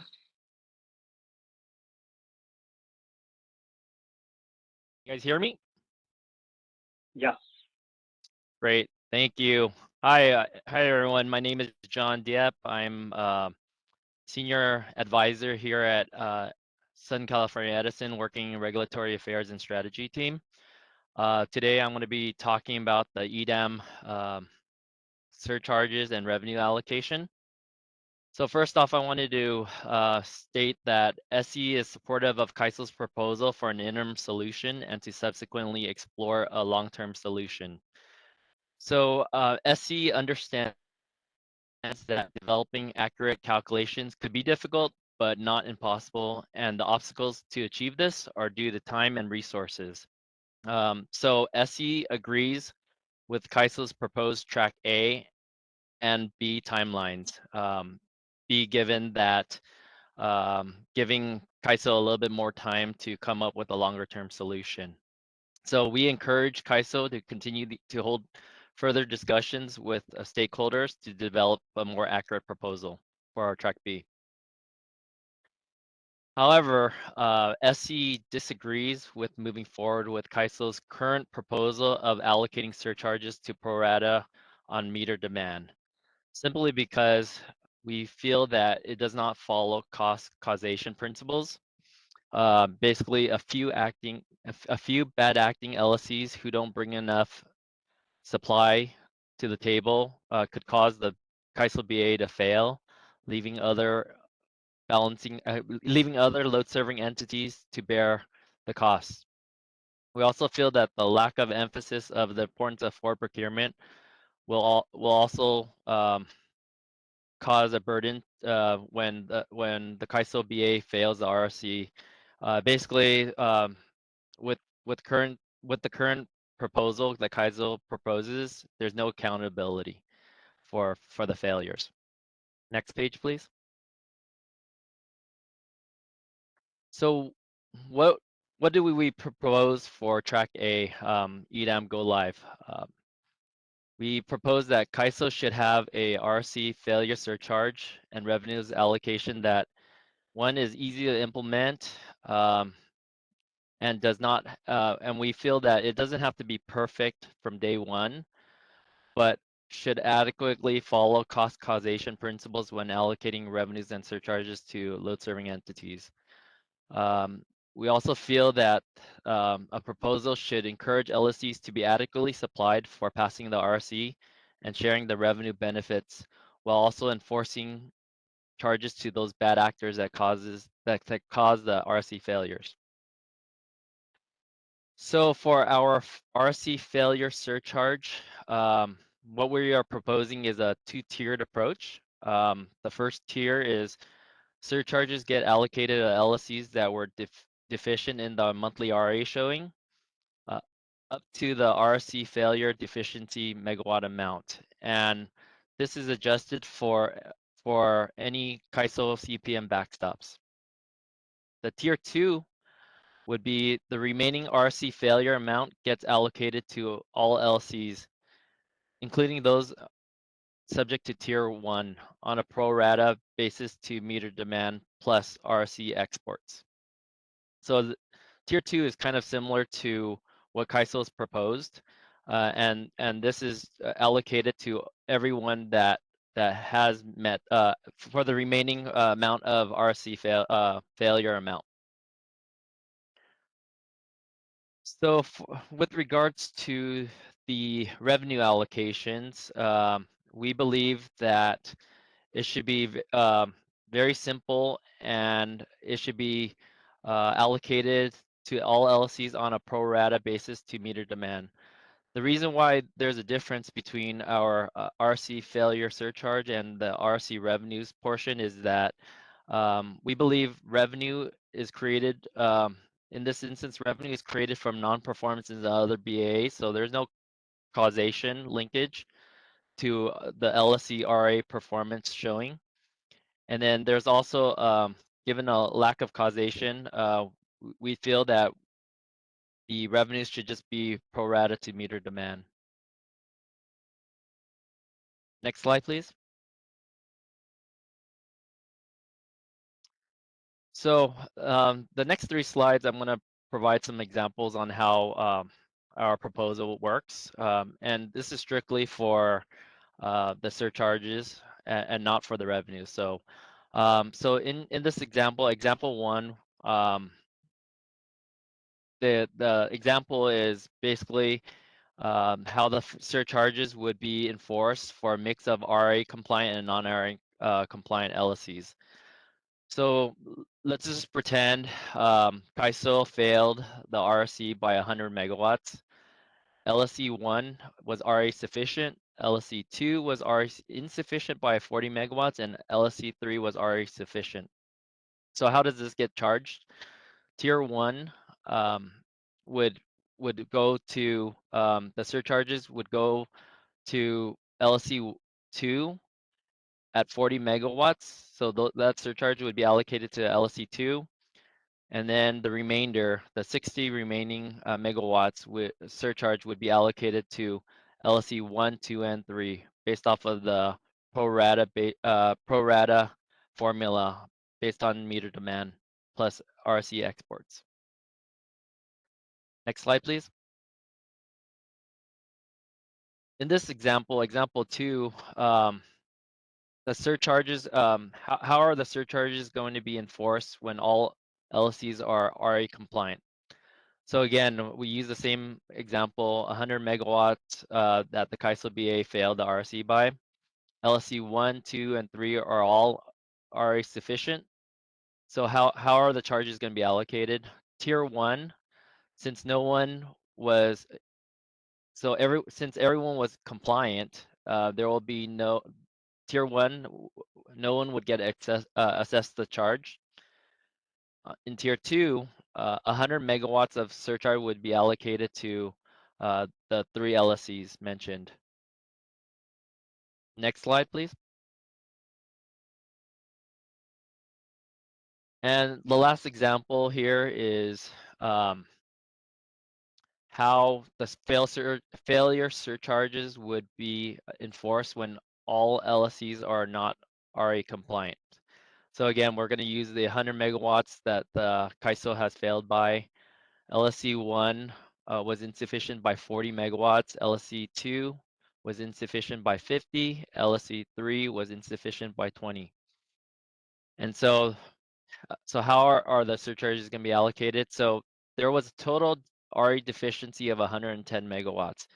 And basically how we calculated the portion of the hourly surcharge amount was that LSC 1 was allocated about 36.4% of the hourly surcharge. LSC 2 was allocated 45.4%, and LSC 3 was allocated 18.2% of the surcharge. So how do we get that? The formula is on the side. Basically, it's you know, for example, LSC 1, they were deficient by 40 megawatts. And the total RE deficiency was 110. So you divide those numbers together and you get 36.4%. So with regards to Tier 2, since everyone was insufficient, we didn't have, there was no charge to Tier 2. So, and so next page, that's kind of all I have for our presentation. I'll take any questions. Thanks, John. It looks like we do have a question from Bonnie Blair. Bonnie.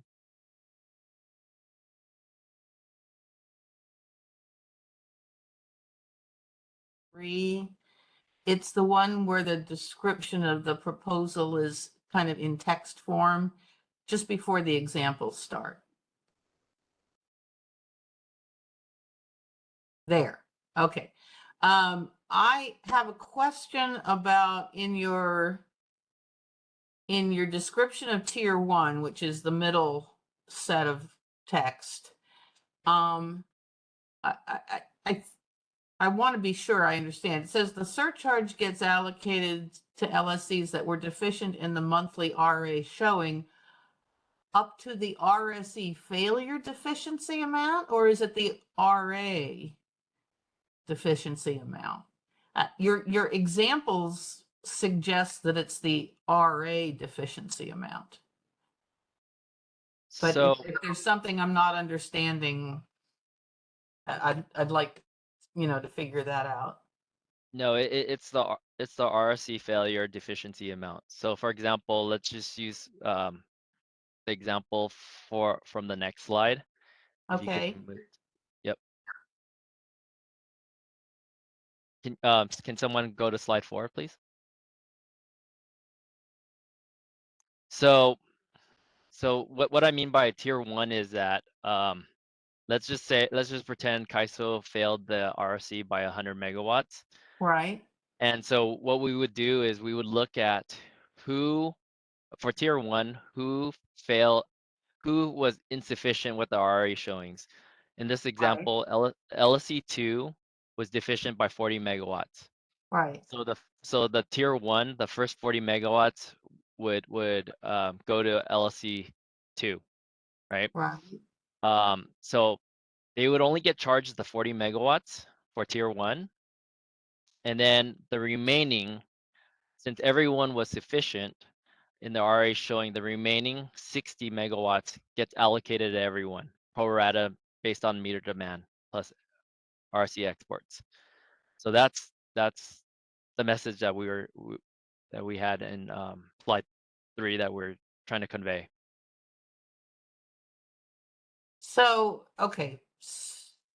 So when you say, if we can go, when you say up to the RSE amount, that's meaning if you count both tier 1 and tier 2, but it's limited to the RA amount in tier 1. Do I have that right? I'm sorry, can you repeat that? Right. In the prior slide, you said it's allocated to LSCs that were deficient in RA showings up to the RSE insufficiency. But in the example, it looks like the tier 1 allocation is limited to the RA deficiency, but then they can also share in the tier 2 allocation. Yeah, I'm sorry. I think I might have it was misstated on the slide. Yeah, that's not our intent. Our intent is just to for tier 1 just to penalize the LSC that was deficient with only their deficient amount. Okay. Yeah. Okay. John, do you mind if I jump in for 1 sec? Because my question is related directly to what Bonnie's asking about. If in this example, LSE2, the RA deficiency was 120 megawatts, right? But the RSE amount, the ISOBA only failed by 100. What would be wouldn't you be limiting it to 100, right? I think that's how I interpreted your bullet from the previous slide, but I might be wrong. Yep.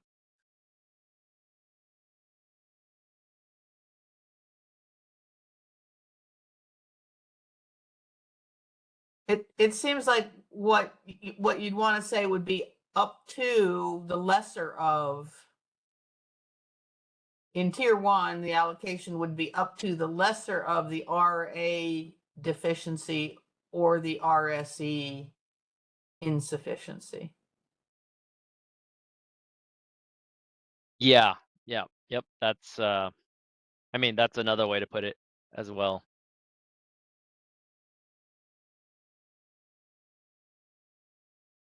I understand I think I understand the proposal.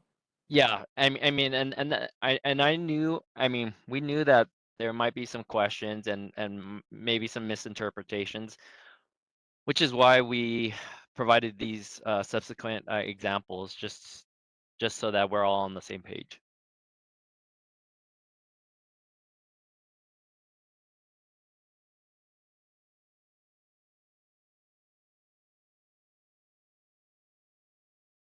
Any other questions? Yeah, it looks like we have a question from Lauren Carr.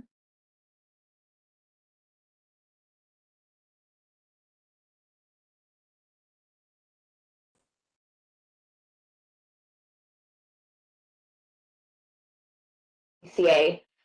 It looks like your proposal is only looking at shown RA capacity, but there could be more capacity that LSCs have under contract that's not shown, whether it's energy only or substitute capacity. What was the reason for including shown RA only, if I have that right?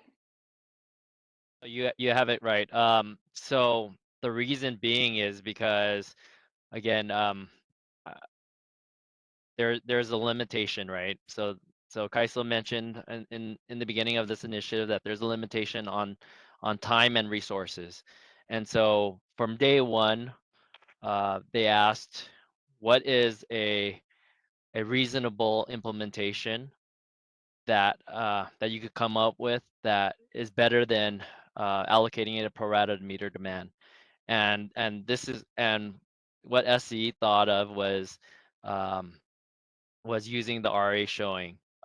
And in addition, we got the idea from KAISO actually. KAISO, I think this is their proposal for proposal number 2, and we felt that we wanted to utilize that as a precursor, as a day one proposal, and we felt that it wouldn't be hard to implement. It's quick and it's easy to implement, and that's why we that's how we came about with our proposal.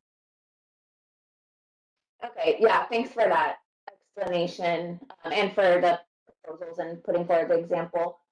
I think CalCCA's concern with just doing it based on RA showings alone is, like I said, there's other types of capacity that's RSC eligible. There's also many other drivers of potential RSC failures or surpluses beyond just RA showing deficiencies, like outages, differences in the requirements between the RSC and RA.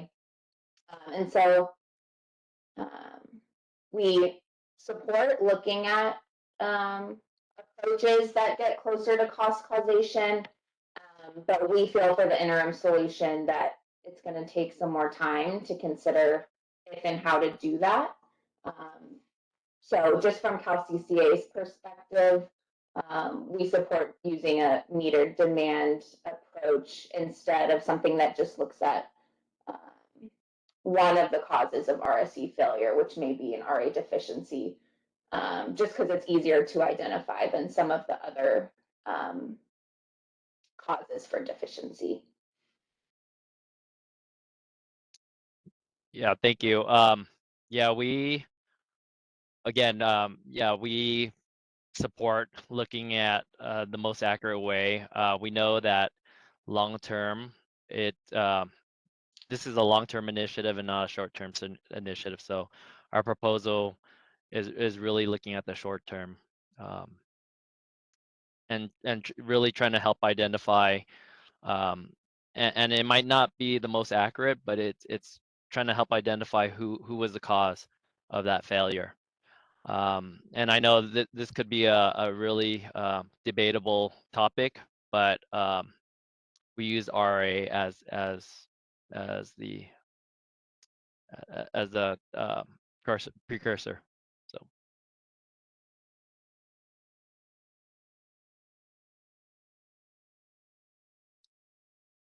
Okay, we have another question from Doug Boccionione from Flynn RCI. Hi, Doug Boccionione for the Bay Area Municipal Transmission Group. We have the similar concerns as expressed by CalCCA. You know, we also support in the long term having a more accurate solution, but we're really concerned that only looking at the RA showings is not a reasonable substitute for or proxy for identifying the contribution to the actual RSE failure. There are other resources that will be counted towards meeting the RSE, and some of the shown RA resources may not have actually been available on the particular day of the failure.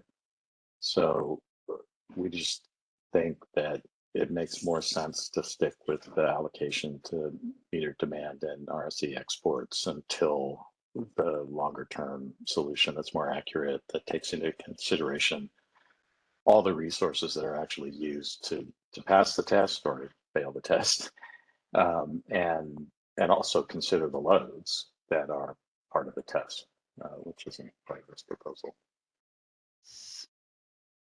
no, thanks for sharing that, Doug. So I mean, I would ask the question to folks who just commented, like, would it be right to say that since there's not 100% accurate solution, that we're just gonna be okay with no cost causation principles? I think our approach, although it might not be 100% accurate, it does have some form of cost causation in it. And so I'm wondering, and this is a question on why would we just resort to just nothing at all? This is Heather from CAISO. It may be a good time, I don't know if we're able to, whoever's controlling the slide, to bring up CB's cost causation slide that had the principles on it. Because I think what I hear Edison saying is, you know, the first principle on that is cost causation. And I think I hear a little surfacing of discussion of, is that the right principle? Or are there others? John, I don't want to hijack your conversation, but I just wanted folks to review this at least before they answered. And this is Doug. Can I just jump in? I think it's great that you suggested bringing this up, because I think while this is one of the factors related to cost causation, it misses the non-RA supply completely, some of which is actually readily identifiable, and could be considered. But the incentivizing behavior, I'm not sure it misses that in a big part, because people will be making other resources available, and this gives them no additional incentive other than the market incentive to do that. So we definitely support cost allocation based on cost causation, and we support a solution that gets there, but it's, you know, not implementable on day one, it sounds like. So, and I think we're going to be talking about this when Six Cities gives their presentation, but we just think this is just looking at not enough of the key drivers of the actual failure, and it would be better to just allocate to based on load. So I guess my question is probably directed towards CAISO. Doug mentioned about accounting for the non-RA supply. How difficult would that be for day one? CB, do you have an easy answer on that, or should we circle back after the other presentations? Because I think, John, that's one of the challenges that will come up. But CB, if you have an easy answer, we should give it now. Well, I guess the short answer is that it's not easy. but it's not insurmountable either. We need to talk more about that. Yeah.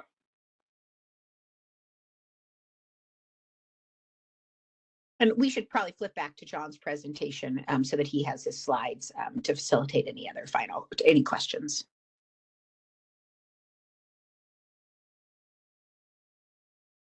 Thank you. Okay, Yeah,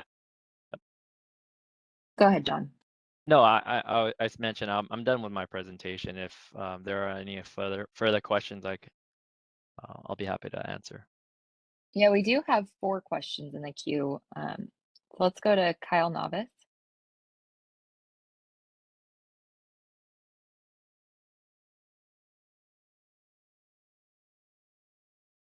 This might be a question more for Kaiso, but has there ever been a non-CPUC jurisdictional LSE, maybe in the last 5 years, that has been deficient on RA? Or is this a scenario where essentially all failures are going to be coming from CPUC jurisdictional LSEs, hypothetically speaking? I don't know if we've done that analysis, and so I don't want to give you an inaccurate answer on the phone. I think we do have concerns about the parity of the regimes, and are trying to be mindful of that as we develop the right solution. All right, thanks. I think I'd just say we share the same concerns, and I'll leave it at that. Thanks.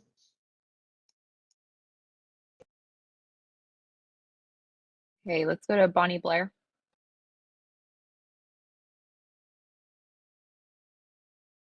Hi, Bonnie Blair again. So I want to push back a little, or maybe a lot, on the premise that if you consider one factor that may have an impact on cost causation, that you are necessarily coming closer to reflecting cost causation by taking that one step. Because if hypothetically let's say there are 4 things that contribute to RSE failure, or 4 elements that might drive or cause RSE failure, and you pick one of those and you only consider that element and you ignore the other 3 elements, if the other 3 elements actually are more significant in causing the RSE failure, then you haven't gotten closer to cost causation, you've actually gotten further away. And so I don't think it's correct in concept to say, well, if you consider one out of some number of factors, then you're getting closer to cost causation. You may not be, you may be getting farther away. Thanks, Bonnie. So I guess I would respond by saying, does that one form of cost causation get you further away than none? And just allocating it to meter demand? Well, it might. Yeah, it might. If the other factors, if the other influences are more significant than basing the allocation on one and ignoring the other, however many there are, could actually lead to a less reasonable allocation, or an allocation that is less close to cost causation than the metered demand approach.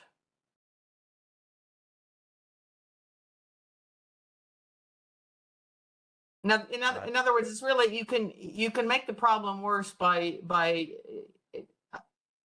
you can make the mismatch or the disconnect worse by by adopting what is admittedly a partial solution, is my point. Got it. Yeah, I mean, I agree with you. I agree with you. This is not the end all proposal.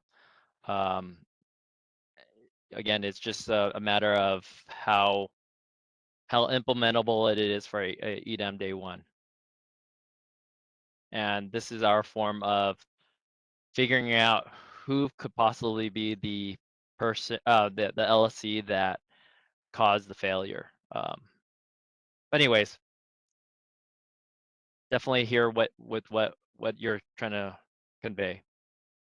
Right. And folks, an area for feedback and written comments would be what other factors if we're looking at a cost causation solution.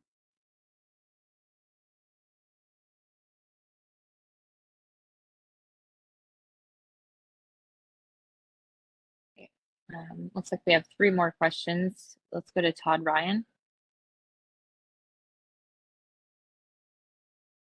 Todd Ryan with Pacific Gas and Electric.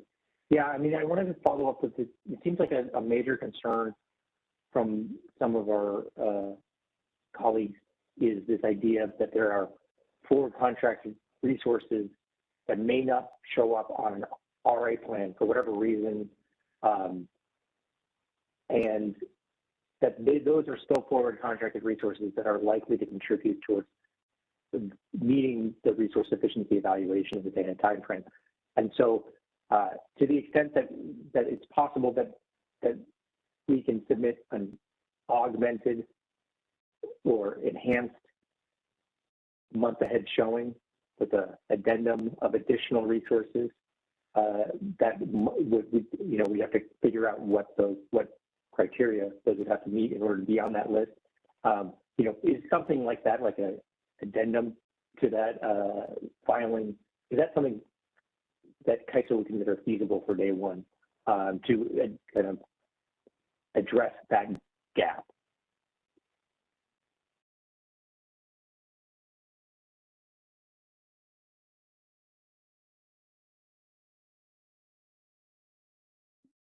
Todd, are you asking CAISO staff if we can incorporate non-RA supply on day one? Is that what I'm hearing you ask?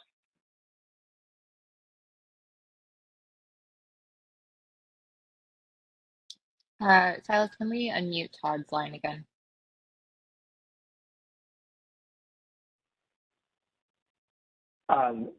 Again, I wasn't being specific to whether it was non-RA supply or not, because it might not be on an RA plan because it might be held back for substitution or for some other reason. I'm just saying that there's probably a set of resources that are forward contracted that different LSCs have not included on their RA plan for different reasons. And so the question is, could we just in theory, if there was another tab to the spreadsheet, or, you know, I've never submitted an RA plan, so I honestly don't know. But if there was another, you know, some kind of addendum, another list, would that be something that could be reasonably or feasible in the time frame we're talking about? Just kind of trying to be constructive here, brainstorming. Totally, yeah. Thank you, Todd. I'm going to let Abdul jump in because I think it would be worthwhile to hear his perspective. Yeah, hi. Yeah, this is Abdul. Thanks, Todd. Yeah, I think we've been discussing this internally of how can we capture non-RA, non-shown supply that is under contract by the CAISO LSCs. I think such solution would require changes. We don't have that in the supply plans right now, as you're suggesting that we could do something like that. You know, amend the supply plans or the showings process. I think we've circled some ideas here for different reasons, but not just RSC failures. I think we think it's useful in general for us to capture that non-shown supply. So the short answer is we don't know if we can get that done by day one of EDAM. I think we'll have to discuss that further internally, but definitely would require change on our side. And I think changes typically take a while on our side, and that's why we didn't include it in our, day one solution. But we'll have to consider more internally before we can make a call on it. This can be done on day one or not as a track one solution.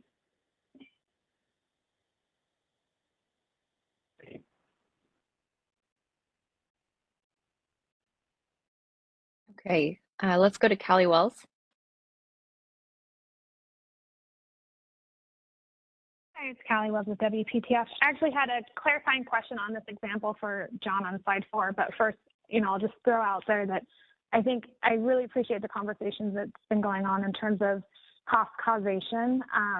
Anytime you start talking cost allocation, I think that's one of the first things that we need to think through. So I'll just throw out there for us to kind of also keep in mind when we're having these conversations is that during the policy process, there seemed to be a pretty big effort to keep separate and distinguish between RSE and RA, that they're not a substitute for one another, but allocating it based on RA showing seems to now draw a connection between those two. So I think as we have these conversations, that's just something that, we need to think through whether or not it makes sense to now make this connection when we're talking about cost allocation.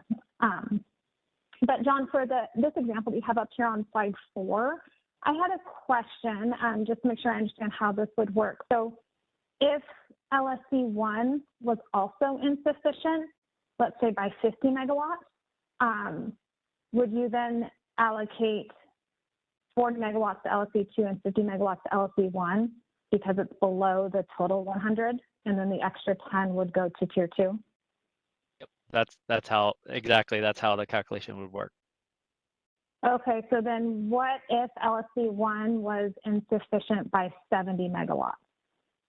So obviously, would you allocate 40 to LSC2 and then just the additional 60 to LSC1, or how would that work out? That's what I'm trying to understand.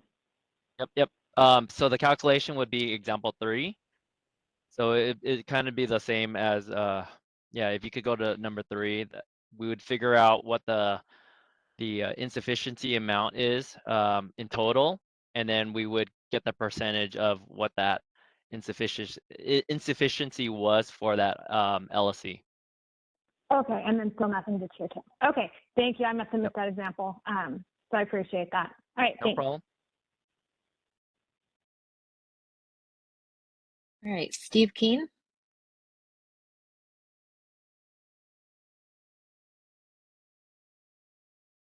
Just wanted to respond to the questions before about like contracted supply that's not RA. With RA, it's something that can be done ahead of time. I think even with contracted supply that's known before the month, you can't necessarily treat that like you do RA because the RA has a must offer obligation. These other contracts, they have a contract, but there's not necessarily a must offer obligation there. So you'd actually have to check, in real time, in the day ahead to see that they're actually bidding in. And I think that's what we were assuming that was probably where the problem with the CAISO system would come in, is setting it up to see, which resources were bidding and things. And the other thing, Bonnie, I think you're 100% right in terms of, looking at the overall cost causation. But I think that when we look at it, what we see is that most of that cost causation, the majority of it would be covered by the RA. That's what RA is supposed to do. These other things we think would be, smaller pieces adding on. So yeah, that's why we think that doing basic and RA, it's something that should be easily done by the CAISO to put in place for day one. And in our mind, and I don't know the actual percents and I haven't looked at it, but it just seems like it's getting the majority of the cost causation. Certainly not all of it. And I think, we John said, we believe that for day 2, you need to look at all these other things. I just think that gets a lot more complicated by the time you start trying to correct the RA for what's actually showing up and what's maybe on substitution and what the substitute resources are, and then what other resources entities are bringing, into the day ahead market to meet their energy needs that they maybe didn't count for RA. I just wanted to make those points.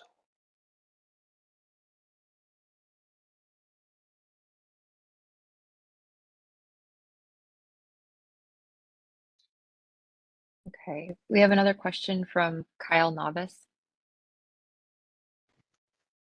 Yeah, thanks, Kyle Novice, Public Advocates, and more a comment on and kind of a response to Bonnie's points. It seems to me that the tier 1 approach here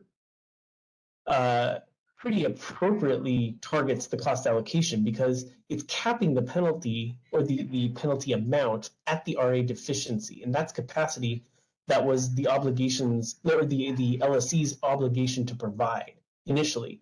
Any deficiencies beyond that are shared across all other LSCs in tier 2. So it seems like tier 1, the way it's constructed, very clearly limits the surcharge to the amount that you can absolutely reasonably have expected the LSC to have provided.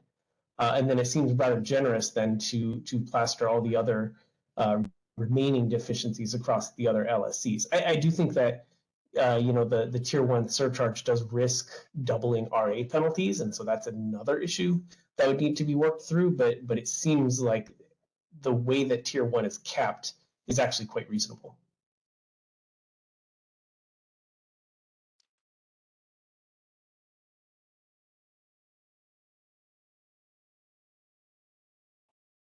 All right, 2 more questions just came into the queue. Let's go to Doug. Hi, Doug Bochin, UNA for Bamax. Just wanted to respond to Kyle. The concern that I would have is that you're only capturing the RA deficiency, and people could be showing up with non-RA resources that are helping the ISO pass the test.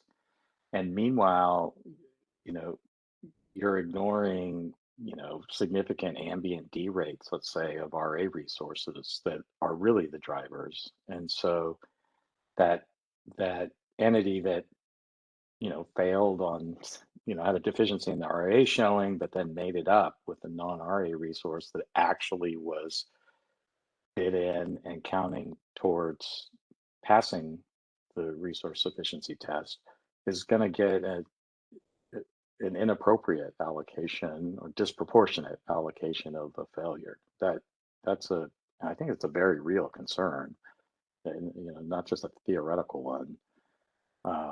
So I think that supports what Bonnie was saying about where if you're missing some of the key factors that contribute to passing or failing the RSE, you could end up having an allocation that really isn't linked to causation.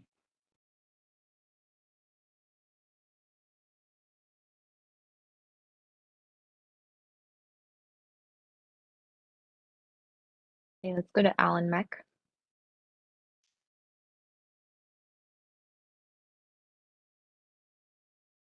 Jeannie.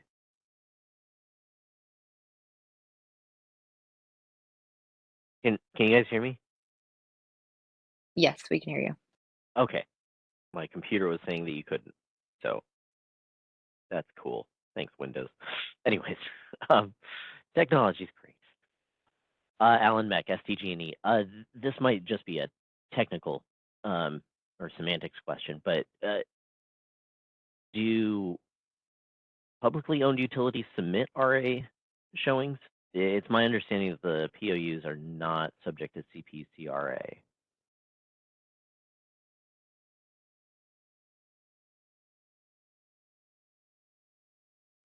Alan, this is Abdul. Yeah, all the LSCs in the CAISO footprint are required to submit RA plans. The load serving entities is the key word here. So whether they're CPUC jurisdictional or not, if they are included in the CEC forecast, they are required to submit RA showings to the CAISO. Okay. So what's the difference? And sorry, maybe this is taking conversation off on a slight tangent, but what's the difference for those non-CPC jurisdictional entities? Is it just that they have a different PRM that they set for themselves or something? Yeah, the main difference is they are their own local regulatory authority, or their city council, or what have you. They have their own LRA kind of entity. So the PRM is the key thing. They have authority to set counting rules if they have a methodology for that. And I guess as we discussed here, the credits come in. The different LRAs are authorizing different types of credits that we have to consume and account for. I see. Okay, thank you.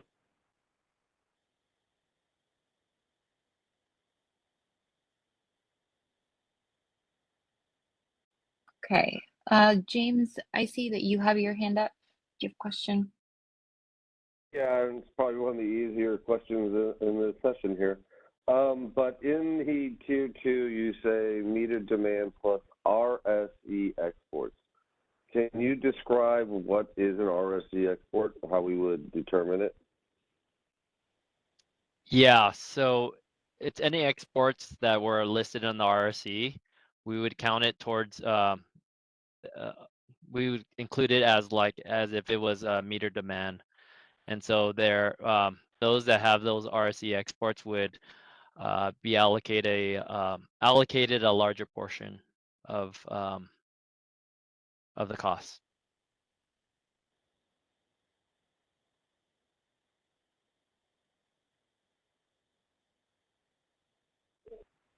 When you mean listed as part, sorry, I keep double muting myself. When you mean listed as part of the RSE, these are the PT exports? I'm PT meaning priority transfers. Priority transaction exports. So they have an underlining import, supply, or generation associated to that export. Yeah, it's basically it's basically any exports that cause the CAISO's obligation to go up as part of the RSE. Okay. Thank you. Thank you. Okay. Any other questions for John? Silas, do we have any questions on the phone only line? I'm not seeing any right now. Okay. Well, I think now would be a good time to break for lunch. So we'll break a little bit early and then meet back here at 1 p.m. And then I think we just have 2 more stakeholder presentations to wrap up today. So let's go ahead and break, and we'll meet back here at 1 p.m. Pacific time.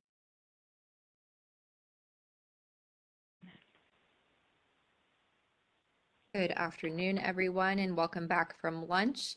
We had a lot of good conversation this morning regarding the net EDM export transfer constraint. And right before lunch, we had gotten into some of the interim solutions for allocating RSE failure surcharges and revenues.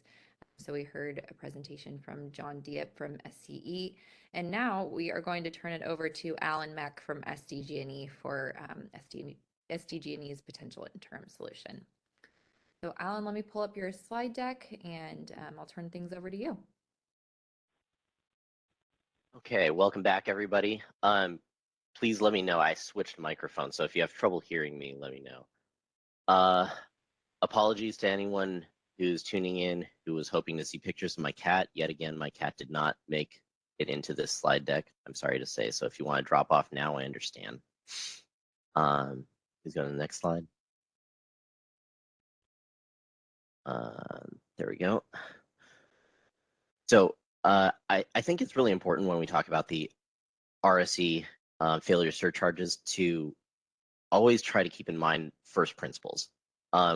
What is the purpose of the RSE failure surcharge is we're trying to prevent entities from, quote, leaning on the market. And I think of this as a tragedy of the commons problem. Suppose you have 10 farmers who have access to the same grazing land. If each farmer follows his own personal interest, he's going to graze his cattle on that land as much as possible. And because there's no controls over the land, then the grazing land will be exhausted, and then there's nothing left. And so we need some sort of controls to make sure that everyone is utilizing the common space appropriately. And so by analogy, the way that works with the resource efficiency evaluation is we're trying to make sure that everybody comes to market with enough capacity procured to make sure that they're able to cover their own needs in case we have a system emergency. And that becomes important when we start talking about what supply ought to count, what supply ought not to count. I think that I'm willing to be a little bit flexible on this if the stakeholder community really feels strongly that a certain category of resources ought to be counted that I don't think should be. We can have that discussion. For my purposes here, I'm going to be presenting what I believe to be the most principled approach, and therefore the approach that is most closely captures cost causation. But that being said, it's open to discussion. So next slide, please. Okay, so the basics of the SDG&E approach. First of all, you're going to hear a lot of the same principles as the SCE approach. I really like a lot of the things that they had to say. The two-tiered approach, I think, makes a lot of sense in terms of not being overly punitive to entities that fail. So you're going to be seeing some very similar things here. But basically, the SDG&E approach is much the same, except I think that we ought to be looking at a different source for demand. So I propose using your demand, either forecast or actual, netted against your supply. And your supply, I think, should be your RA only supply. But again, if we want to open that up to more broadly supply that is RSE eligible, I think that that's less principled, but we can have that discussion. Next slide, please. Hang on, sorry. Speaking of my cat, she's not in the room and she's mad now. Come on, you're distracting me from my presentation, cat. Okay, fine. Sorry. Animals. So much fun. Okay. So, two-tiered approach. Again, this is the same as what SCE had proposed. Tier 1 should be allocated first to those entities that fail. In other words, who have brought to market less supply than their demand in a given hour on a given day. And then if there's any surcharge that is remaining that needs to be allocated, then allocate that to meter demand. So in my first example here of how to allocate the RSE failure surcharges, we're supposing that CAISO has a total of 6,800 megawatts of demand divided amongst these three LSEs. First LSE has 600 megawatts, LSE 2 has 5,000, LSE 3 has 1,200, and I double checked my math, and that adds up to 6,800. We have 6,000 megawatts of RSE eligible supply. That should be RA. My apologies. So 590 of supply from LSE 1, 6,000 from LSE 2, and oh, I'm sorry. I remember why I had 6,000, because now we have 800 megawatts worth of an RSE failure. But actual supply for purposes of the SDG&E approach when I say supply down here under the LSEs, this is supply as appears on your supply plan. So we have 590 for LSE1, 6,000 for LSE2, and 1,000 for LSE3. So LSEs 1 and 3 both fail. LSE1 fails by 10 megawatts. LSE3 fails by 200 megawatts. Next slide, please. So we have 210 megawatts worth of failure from each of the LSEs and 800 megawatts total of RSE failure for CAISO to allocate. So I'm just assuming for simple purposes that we've got 800 megawatts worth of total failure, and let's just say that the total cost to CAISO is 800,000. So we've got to allocate out that 800,000 somehow. So in other words, each megawatt of failure is $1,000. So LSE1 fails by 10 megawatts, they get hit with $10,000 of penalty in the tier 1 allocation. LSE3 fails by 200 megawatts, so they get hit with $200,000 of penalty for tier 1. And then you move on to tier 2, so you have 800,000 minus 210,000. Now you have 590,000 left to allocate. And so you do just simple demand. 600 divided by 6,800 total CAISO system demand times 590,000. That gets you to 52,059, and so on and so forth. Everyone can follow the simple math here. There's nothing terribly complicated about it or special. Moving on.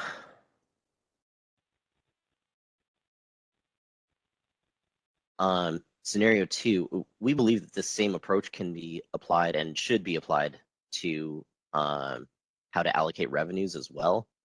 I take a little bit of issue with SCE's characterization of revenues gained from other EDAM BAAs failing their RSE. I take issue with the idea that there is no cost causation on CAISO's end for how those revenues are generated. Again, I think that it's the resources that have been forward contracted that we are bringing and making available to the market that enables us to take advantage of and make economically beneficial transfers over to those other BAs and therefore generate those revenues. So I think that there's a lot of cost causation actually that is on CAISO's side, and it basically runs in the opposite direction. For the revenue allocation, though, the only way I could figure to do it, and I'm open to other suggestions if people have better ideas for how to generate this, but I thought that it should be a one-tier allocation on the revenue side. It seemed to make the most sense to me. So let's take an example where CAISO has 8,000 megawatts of demand, 10,000 megawatts of supply, and so we have 2,000 megawatts worth of excess supply.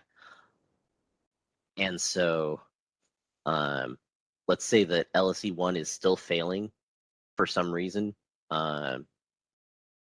Maybe they had an extremely high heat load in their particular pocket, and so their demand jumped way up, so they failed the interval in question. So LSEs 2 and 3 would be the ones in position to get the revenue allocation. So LSE2 has 5,000 megawatts of demand, 6,000 megawatts of supply. They pass by 1,000.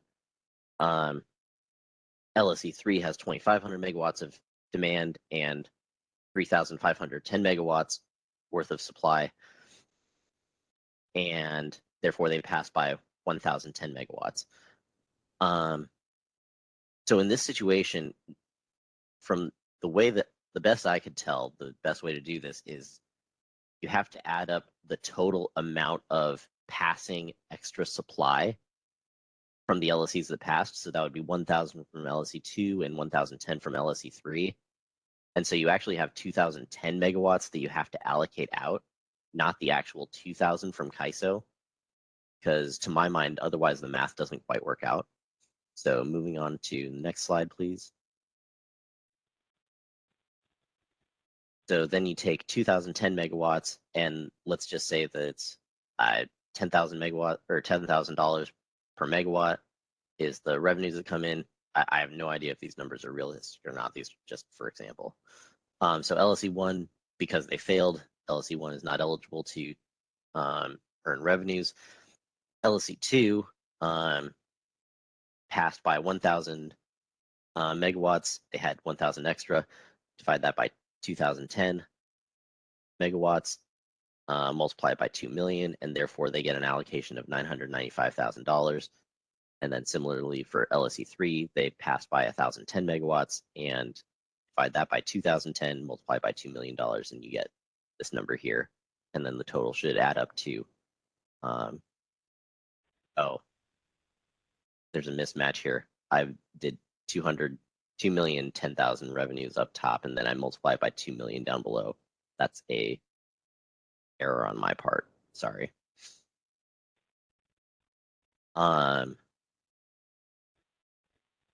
Moving on to the next slide, please. So the benefits of the SDG&E approach is, first and foremost, we believe that this maintains fidelity to cost causation. And let me also say, we believe that this is an interim solution and also a long-term durable solution. I don't see any major hurdles to why we couldn't implement this on day one. I think that there are refinements, and I have another slide where I lay out some potential problems with this approach that I think that we need to address long-term, but I think that this could be both a short-term and the basis for a long-term solution. So first of all, fidelity to cost causation is, I think, the biggest driver behind why you would want to do this. The second big advantage of the SDG&E approach is that it solves for different planning standards, like we had discussed briefly before the lunch break. If some LSCs have higher planning standards and other LSCs have lower planning standards, because you're using either your demand forecast on that day or the actual demand that showed up that day, it doesn't really matter what your planning standard is. It just matters how much demand do you have and how much supply do you have forward contracted to meet that demand. So it puts everyone on an equal playing field in terms of levelizing the planning standards across the CAISO BA. Thirdly, I would note that using the supply plan, it correctly rewards those who have procured capacity under forward contracts. Again, maintaining cost causation. What we're worried about is people not leaning on the market. And so the thing that we need to be looking at is how much capacity have you forward contracted, i.e., how much are you bringing, and are you bringing enough to where you are not, quote, leaning on the market. And then lastly, just like with SCE's approach, I think that this two-tier allocation of surcharges really appropriately recognizes de minimis failures. So like when we saw LSE1 only failed by 10 megawatts, they get hit with a very, very small charge. And by and large, the rest of it gets peanut buttered to meter demand in the example that I presented. So yeah, I think those are the benefits. Now I think that it's appropriate to talk about if we wanted to make this a more durable solution long term, then we have some challenges to address. So next slide, please. So some of the problems with this approach. First and foremost, I readily grant SCE's claim to fame. Their number one selling point for their proposal is that it's simply more simple. This approach is a little bit more complicated, no doubt. The first thing that we need to address, though, if we're going to start talking about this as a durable solution, is planned outage substitution rules. Because of the way that CAISO is structured, their planned outage substitution rules, the supply plans that we declare to CAISO don't actually contain all of the resources that we have under forward contract, which is really unfortunate because from CAISO's perspective as a market operator, for a lot of reasons, you just want to know how many resources do you have under contract. But because if we suffer any sort of forced outage, which forced outages are just like earthquakes. You know, you can't plan for them. Well, you can plan for them, but you know, you can't stop them. They're just going to happen when they happen. So if we have a forced outage, we have to be able to substitute those. And if we declare all of our resources on our supply plan, even if, let's say that our forecasted demand is 5,000 megawatts and we're declaring 10,000 megawatts of supply on our supply plan, if we suffer 10 megawatts worth of forced outage, we're going to get hit with a penalty if we don't have an extra 10 megawatts to substitute that forced outage with. Even though we're 4,990 megawatts over, we're almost double over our actual demand. SDG&E would submit that this scheme makes 0 sense, and we would encourage that the planned outage substitution obligation rules probably need to be updated. And that would at least open up, it would make it much more clear that the resources that show up on your supply plan are actually the resources that you have under forward contract.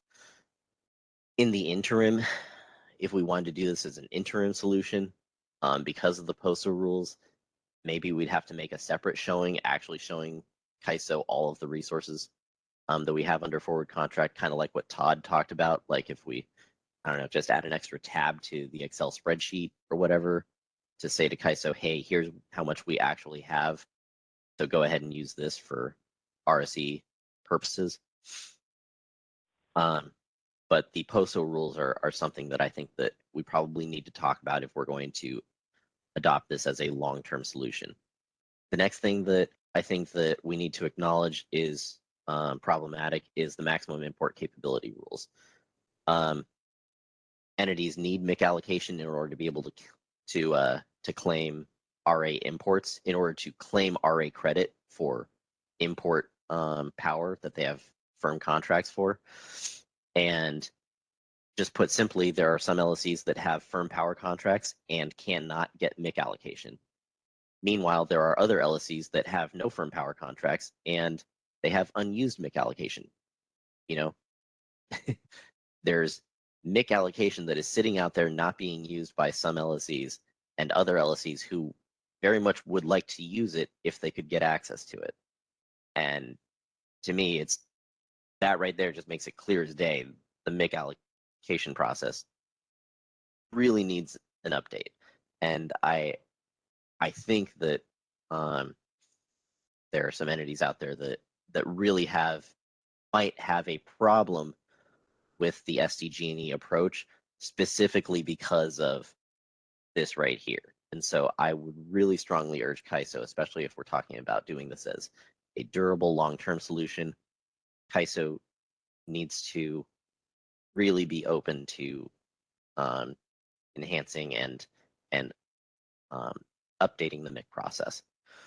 Lastly, I would say potential problems that this solution faces is CPUC RA rules. About 3 years ago, the CPUC adopted some updated rules to restrict non-source specific RA imports in decision 2006-028, ordering paragraph 2. And just given the nature of how tight the RA market is right now, and at least for the near-term future, I think that some entities are going to have a very difficult time swallowing this approach, simply because they would like to procure RA and they simply can't, because there's just not enough RA out there on the market. And that's an unfortunate situation to be in and kind of unfair. And I would further note that I was not in my current position, and so I was not the one commenting or following the CPUC RA decision back when this decision was handed down.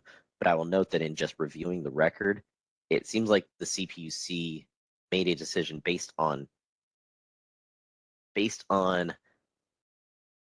DMMs showing that a theoretical problem could exist with non-source specific RA imports. But I think that what was really lacking there was an actual showing that this actually is a problem, I think that for the CPUC to have taken up these rules, I think that they were a little hasty. And I would encourage that maybe we should revisit these rules with more robust input from stakeholders. Because if these non-source specific contracts aren't showing up, I think that at the very least, the load serving entities themselves, who are the counterparties in these agreements, these are long-standing agreements. We have a lot of experience with these counterparties, and at least from SDG&E's perspective, if this power doesn't show up, we wouldn't continue to deal with them. And so I think that the load serving entities themselves would be well positioned to say whether or not these concerns are actually valid. And so I would like to see these rules revisited. So all that is to say, if we want to turn the SDG&E proposal into a long-term durable solution, there are certainly refinements to the process and various issues that need to be worked out in various different forums. But I think that these are all healthy conversations to have. And I think that adopting the SDG&E approach would help to force these conversations in order to get to a more fair and level playing field across the board with all CAISO LSEs. And that's my spiel. Thanks, everybody.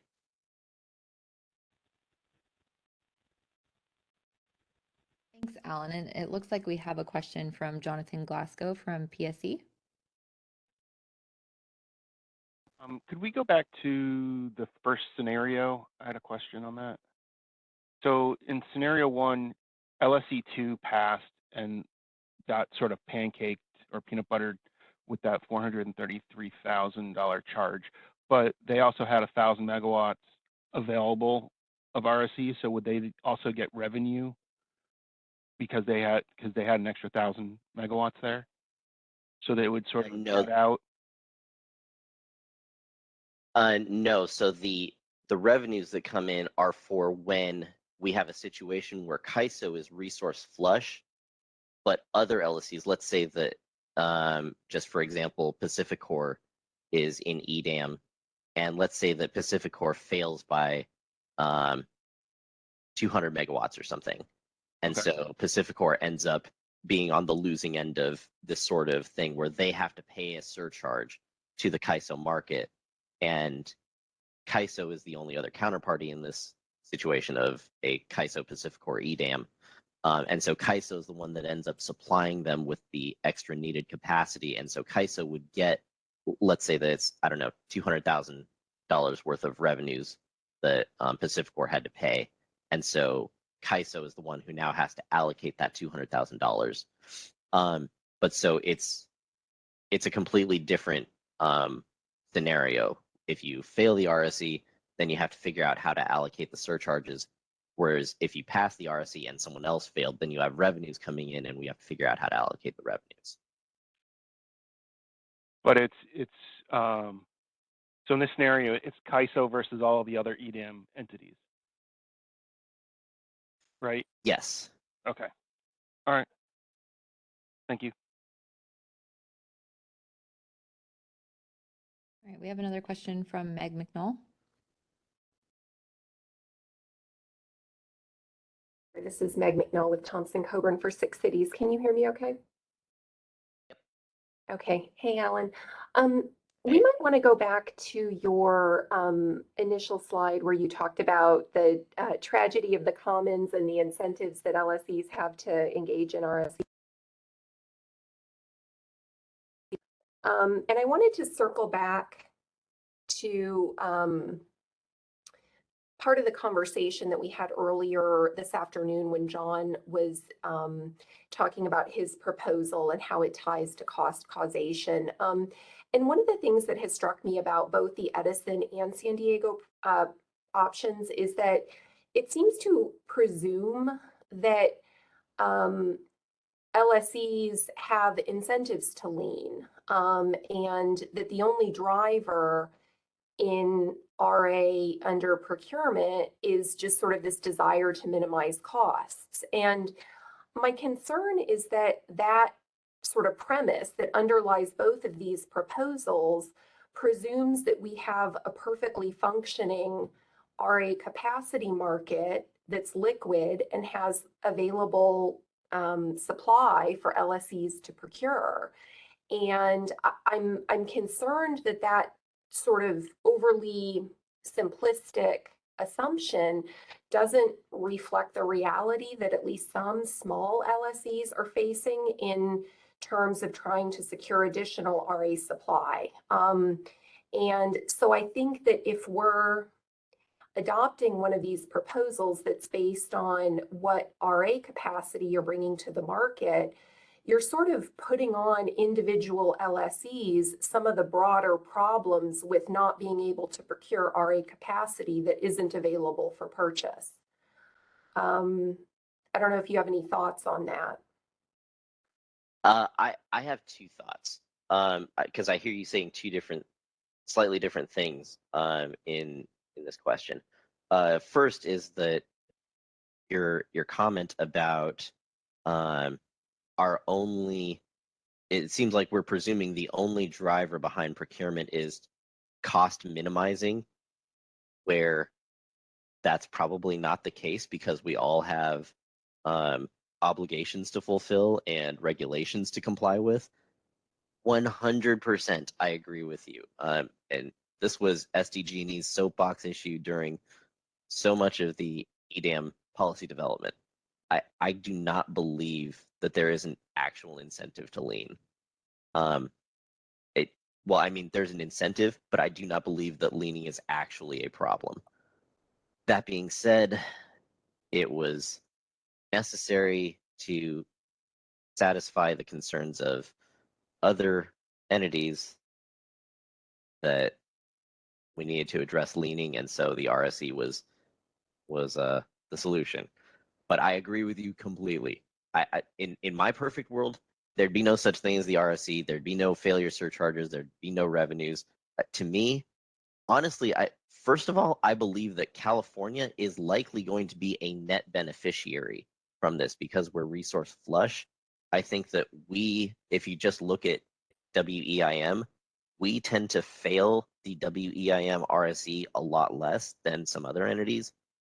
And so I tend to believe that California is actually going to be a net winner in terms of getting revenues from the surcharge as opposed to paying them out. Even so, that being said, I think that ultimately all that the RSE does is it operates as a tax on EDAM. And I would say we should get rid of it. But we're here, and so we have to make the best with a less than ideal situation. Your second concern, though, with not being able to procure supply, even though you're making more than good faith efforts to try and do so, I acknowledge that is a concern. First and foremost, I would say if there are ways that we can improve that by reforming the MIC process, reforming some of the CPUC rules on non-source specific RA, then let's have those discussions, and we'll stand with you in trying to force those discussions and get those enhancements done.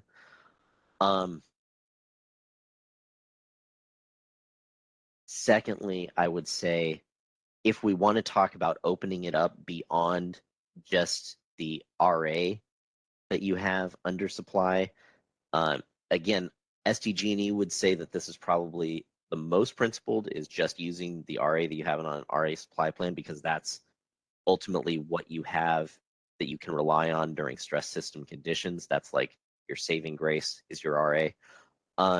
As a first order of expanding that, though, if we want to go beyond what is available for RA, I would say if you've got these forward contracts that are like, it's a forward contract with an import generator, and the only reason that you can't claim it for RA is because you can't get MIC allocation, I'd be open to, as like an interim solution, maybe having some sort of like prove up demonstration that like, hey, we've got a firm power contract. It delivers even during like stress system conditions.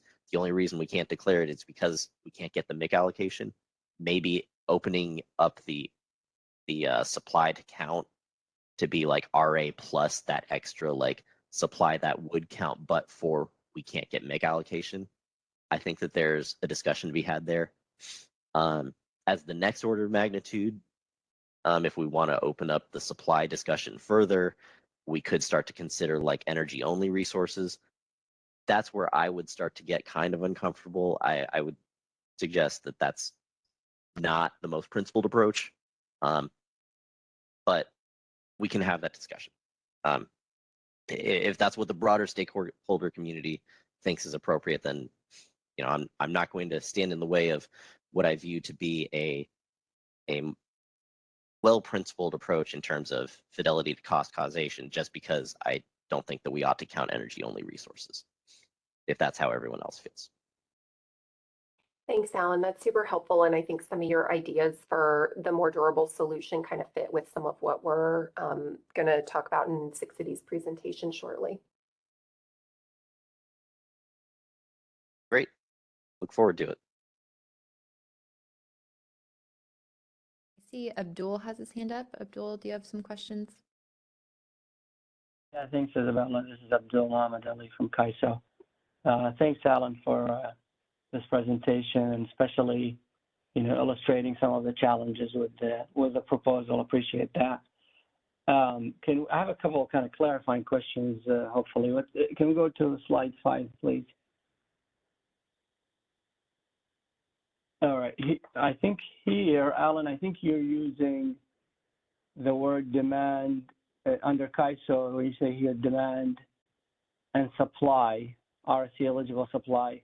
They're different than your breakdown under each LSC's demand and supply. Is that correct? And if so, what type of demand and supply are you talking about? I heard you say RA in one place, and then maybe under the RSC eligible supply, is that the supply that bid into the RSC? And then in the demand, what are we talking about here?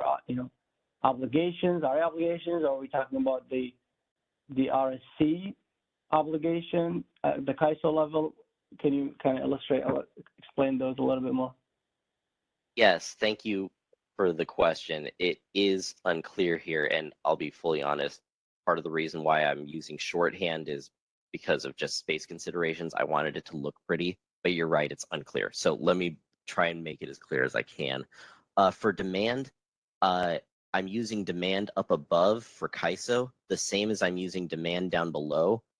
And I'm being non-committal to what we mean by demand because I want to leave it open, because we're kind of agnostic as to whether we want to use like forecasted demand versus, I think that we could also do this just as reasonably using actual demand that comes in, which I think for CAISO's purposes is maybe easier because then you can just look at settlements and go and pull what each LSC's actual demand was.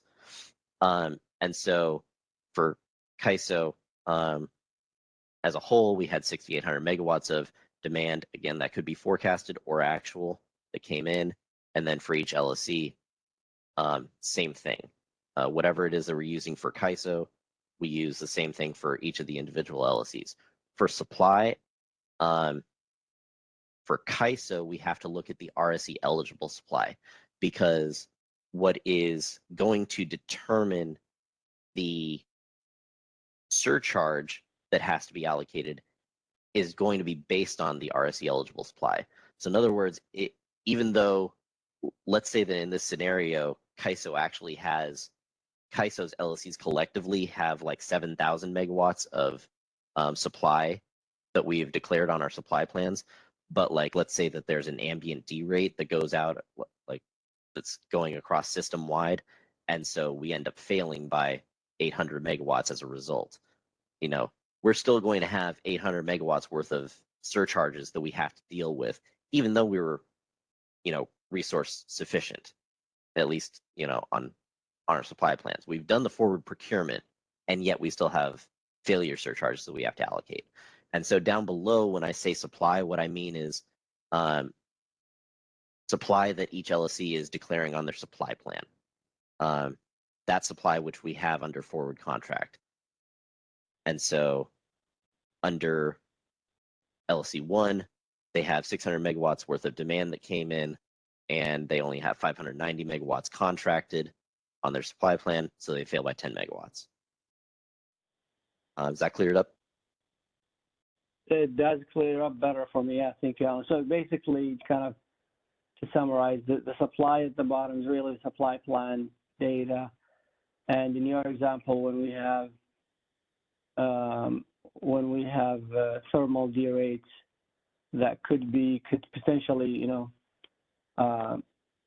causing part of that failure, the RC failure, those D rates might not be reflected on the supply plans, and therefore, maybe LSC2's 6,000 megawatt supply, even though it's passed this check, it could have potentially participated in the RAC failure because some of that capacity could have been on thermal D rates. Is that that's the scenario you were talking about? Correct. And there could be, it doesn't have to be thermal D rates. It could be any number of reasons why our RA supply comes in under what we expected, right? There could be a transmission outage. There could be a large unit goes on forced outage, et cetera, et cetera. Yeah, for sure. Yeah.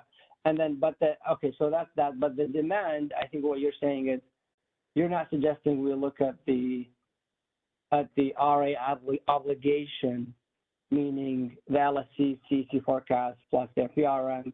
That's not the demand we're talking about in anywhere here. This is either forecasted, CAISO forecast demand in RSC, or I think you're saying maybe even actual demand, but it's not. We're not comparing supply plans with RA obligations anywhere in your proposal, right?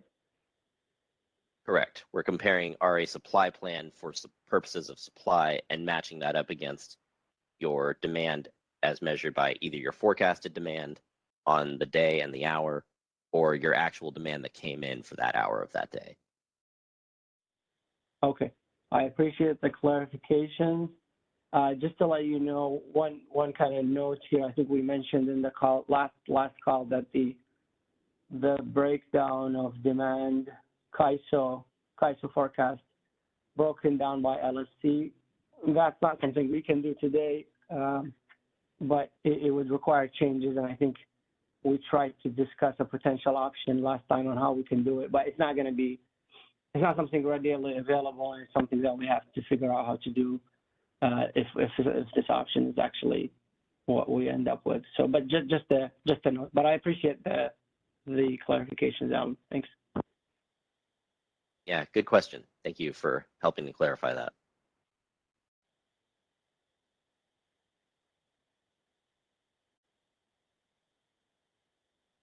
Bonnie, did you have your hand up? Did you have a question?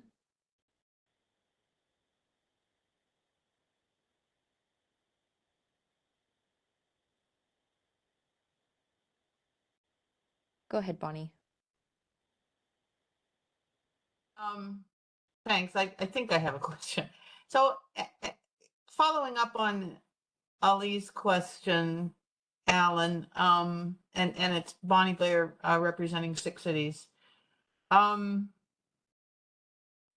your approach, isn't it the case that an LSE could fully comply with its RA obligations? In other words, that its RA supply plan could include enough supply to conform or to meet whatever its RA obligations were, and yet it could nonetheless fail the comparison you're suggesting? Yes, that is absolutely true. And I'm going to give you a similar answer to what to how I answered Meg's question. I think that the heart of your question gets at the imperfect nature of the RSE to begin with. What we're trying to do is stop leaning, and the way that we're trying to do that is by measuring the bid-in demand and supply on a given hour and a given day. And that is a terrible way to measure whether or not someone has done their forward procurement. So I agree with you. That's an imperfection, but that's an imperfection that is a result of the RSE framework itself. And I would further suggest to you that in that scenario where an entity is okay on their supply plan, but they end up failing the RSE anyways, I would assume that that is probably going to be the case across the board. We're in that sort of situation, we're probably looking at like a September heat wave type situation where multiple entities are going to be failing, and we're probably going to have quite a lot of surcharges to allocate. And I would think that by and large, this proposal should allocate costs appropriately to those entities who have sort of done less to procure on a forward basis, and maybe will be slightly softer to those entities who are more long on resources. But even so, I think that a lot is going to end up in tier 2 anyways, and it's going to be peanut buttered across metered demand. And so I think even in that situation, it's frustrating. I admit, I share your frustration. I don't think that we should ever be hit with any RSE failure surcharges because we're resource efficient every month of the year. But nonetheless, here we are. So we have to figure out some fair way of allocating those costs even when they do come in.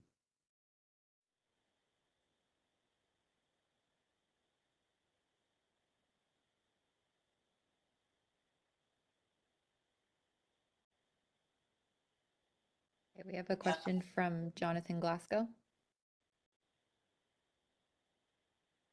Hi, Jonathan Glasgow, Puget Sound Energy. Just to back to that first scenario, if I'm looking at this correctly, I think that this might not be working. Well, this is my opinion, but it seems like LSE2, which passed their sufficiency and everything, but they're getting charged more than either of the other two which failed. They're getting charged more than the other two combined. And I don't know if that's really sending the right signal to the LSEs to pass their RSEs. Because if I'm passing and I'm paying more than the two people who failed combined, what's the incentive for me to continue to pass? That's an astute recognition. I intentionally built that into the example to sort of highlight how the failure surcharges, it's tough. Right. It's a good question. And I think that it goes to the RSE failure surcharge is not necessarily fair no matter what.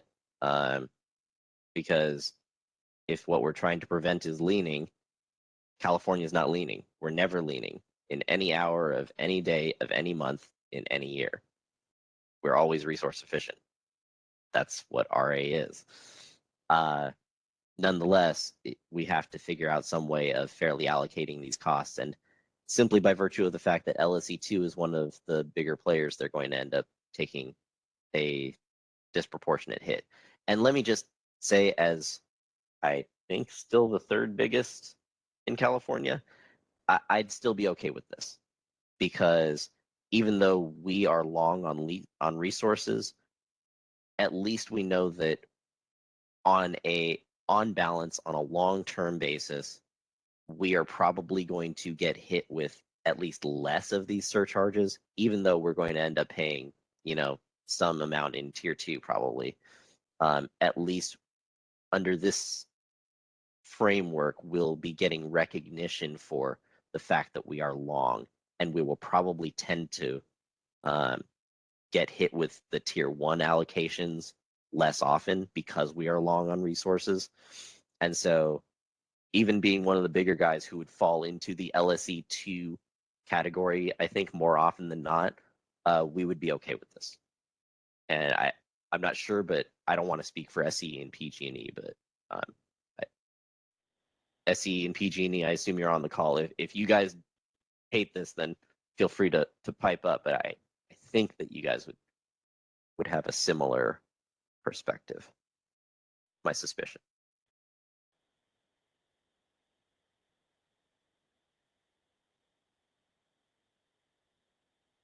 We have a question from Chris Devon. Hey, Alan, it's Chris Devon with Customized Energy Solutions. Can you hear me all right? Uh-huh. Great. Yeah, I think you pointed out some very interesting points on the benefits and the ideas that this could like have level the playing field a little bit more for the kind of RSE time frame, making sure that the LSs they're bringing their fair share kind of in the actual real time based on the needs and stuff. But some of those other problems you pointed out, also good points too. I think on the different issues with like the POSO. A lot of these things make it more complicated. I guess kind of to Abdul's point, I would just think that this seems to be pretty difficult to implement it on a quick basis. There's other incentives that are being created here, like you point out, issues that are complicating it all. Perhaps it would be better to just do metered load. But that's just my opinion. Personally, I would just really also want to note kind of on the import piece of this, that whole CPUC thing. I just wanted to add the other perspective. I think with the whole issue during those discussions back when they made those orders on the import RA and the non-resource specific imports was that it's even given some of those percentages of very often very certain delivery, it's kind of more of an issue of what happens in the tightest scenarios, if the flows or not. The other perspective was to try to make it perhaps resource specific requirements for imports, and that was another big piece of that argument. So I do agree with your whole point about that should be revisited. There was discussion with the PMM about how much actually comes in or not.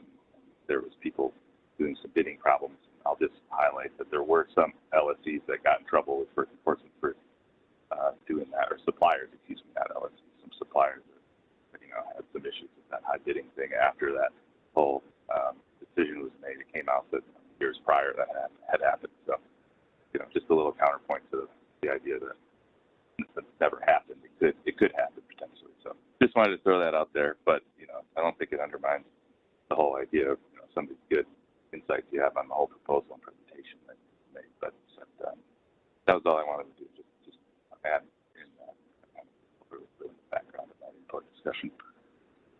So not really a question, Chris, but feel free to respond. Nice. Let you go. Thanks. Yeah, I'd be interested to know. So said that it was shown in some cases there were these entities who had these non-source specific contracts and they were bidding very high. Were they actually not showing up with the power though if they did get selected from the CAISO market? I don't recall. I'd have to go back and look at those for decisions. I don't know if they talked to that specifically, but I think the idea was that they weren't getting awarded due to that high bidding. So in the cases when they would have potentially flowed or not, I don't think that there's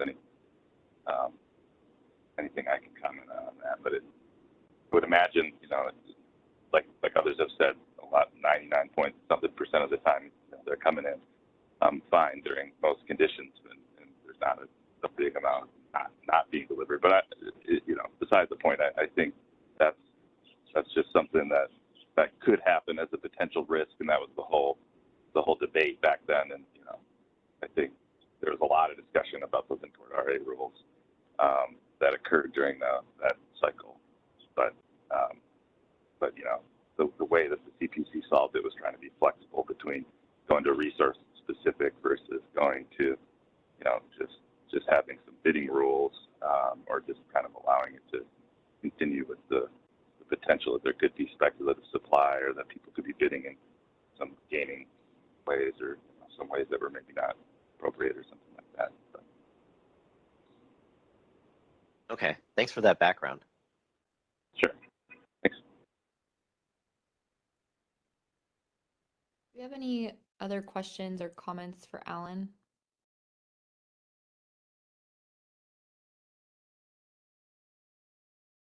Anything on the phone only line, Silas? Not seeing any on the phone only at this time. Okay. All right. Well, thank you, Alan. And I think this brings us to our last stakeholder presentation for the day. So 6 Cities is on the line. We have Meg McNall and Bonnie Blair. So I'm going to turn it over to the two of them to go through their presentation. Hi, everyone. This is Meg McNall again with Thompson Coburn for 6 Cities. Can you hear me okay? Yes, we can hear you. Okay, and I see Bonnie's got her camera on, so I'll turn mine on as well. So I'm going to start, and then Bonnie is going to jump in if there's anything to add. Our presentation's pretty short, and obviously we're both here and happy to answer questions. I want to start by talking about sort of what our proposal is and kind of what the intended time frame would be. You know, when we had started thinking about whether or not we supported or could live with the CAISO's interim proposal for meter demand, we started kicking around some alternatives and discussing those with other LSEs and the CAISO on an informal basis. And we've talked a lot today about cost causation and some of the drivers of different approaches, including the San Diego and Edison approaches. One of the concerns we have with those ideas, as we've alluded to earlier in this workshop, is that we don't think resource adequacy showings are a perfect proxy for what resources LSEs are bringing to the actual RSE.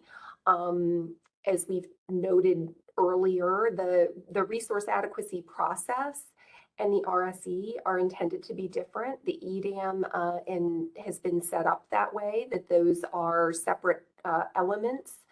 And so our idea was really to pivot from looking at RA and sort of what is or is not done with the RA showings and whether LSEs are or are not deficient, and moving toward a more RSE focused approach to allocating surcharges. So our objectives were initially to come up with an alternative interim approach, but based on feedback that we heard from the CAISO, our ideas, it sounded like, were not going to be possible to implement in time for EDAM day 1, unfortunately. And so what we're proposing is most likely a track 2 type of proposal, because it's our understanding that there are more elements that need to be addressed over a longer period of time.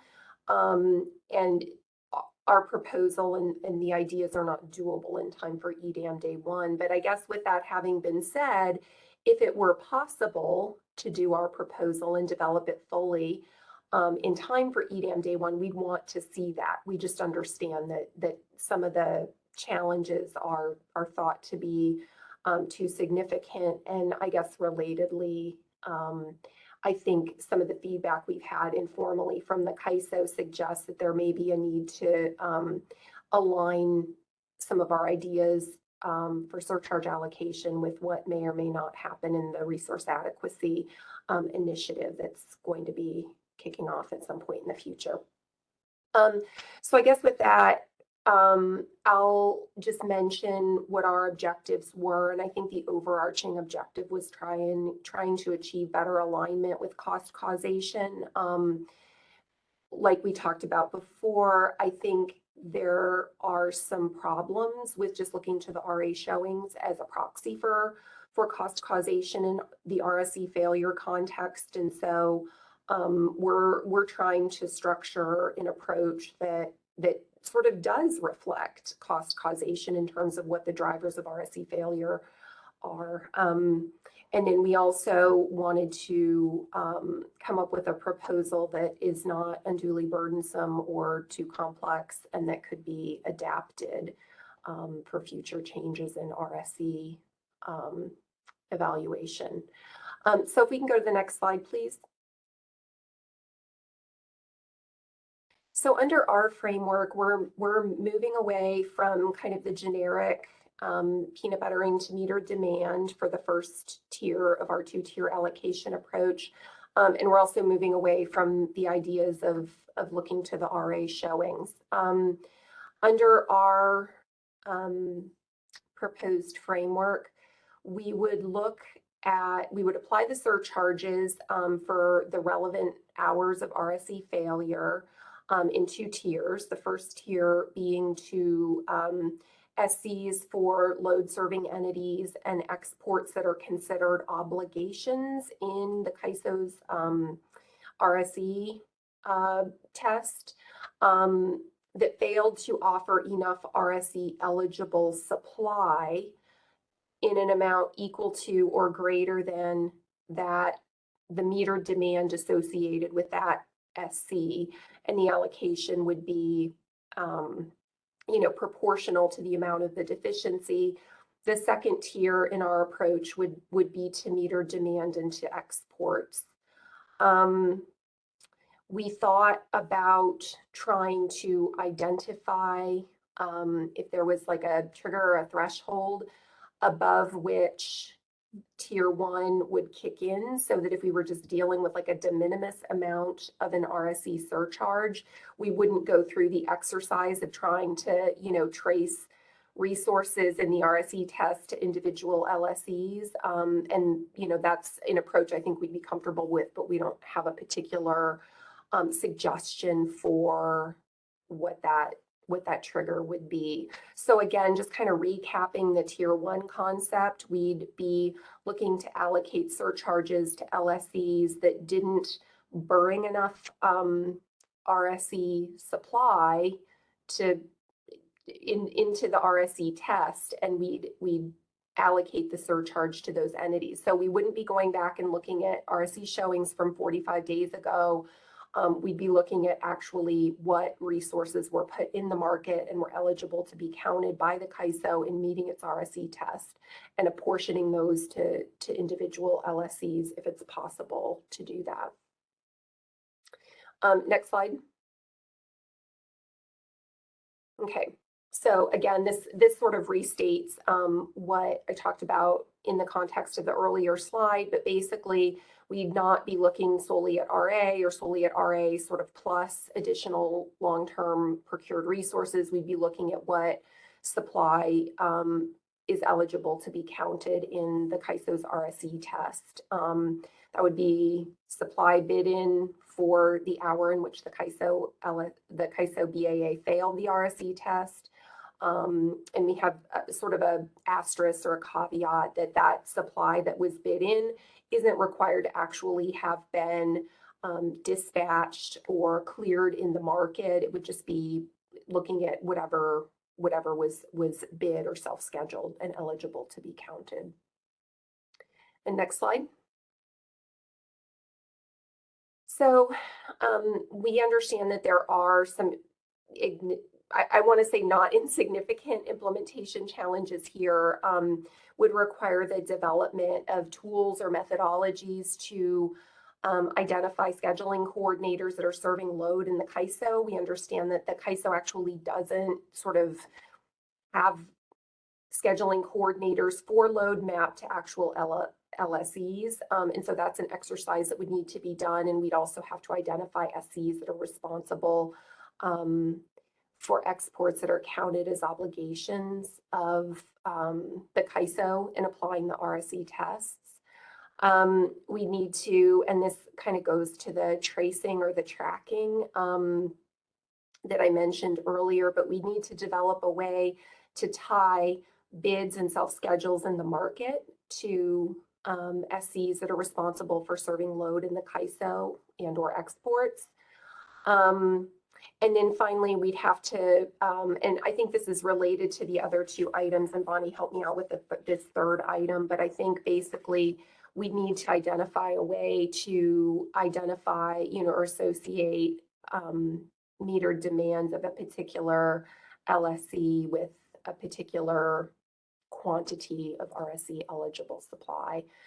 So basically, just to sum up, we're sort of trying to address the cost causation concerns and the various principles for cost allocation that were discussed earlier in this workshop by looking at what RSE supply is actually being provided for a particular RSE EDAM application, and then tying that to what LSEs have brought what RSE eligible supply, and allocating any surcharges to LSEs that were deficient up to the amount of their deficiency, and then the rest to meter demand.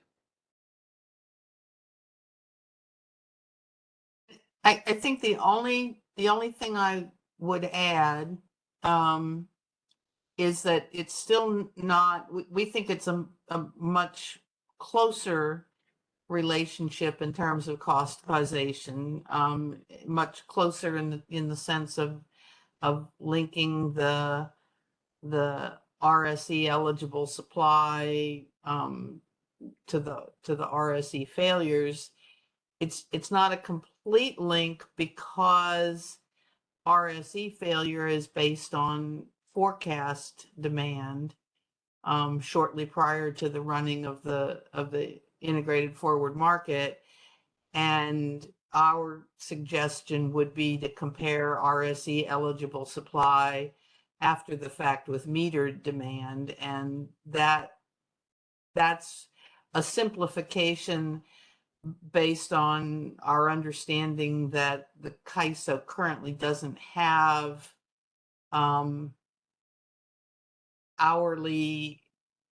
doesn't have demand forecasts on an LSE by LSE basis, and then in addition, we think that exports that are obligations also should be considered. So the metered demand choice was really kind of a compromise choice, but we still think it overall comes far closer to cost causation than looking at RA showings 45 days in advance.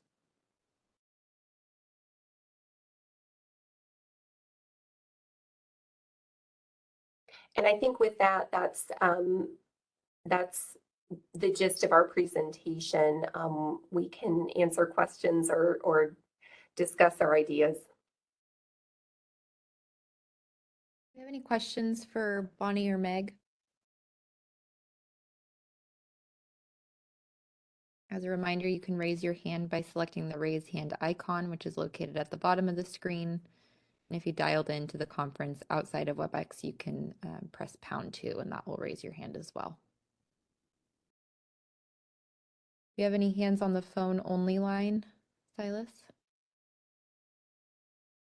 No hands up on the phone right now. Okay, I see Lauren Carr raised her hand, so let's unmute Lauren.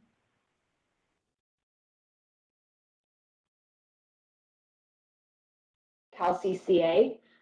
Can you hear me okay? Yes. Oh, okay.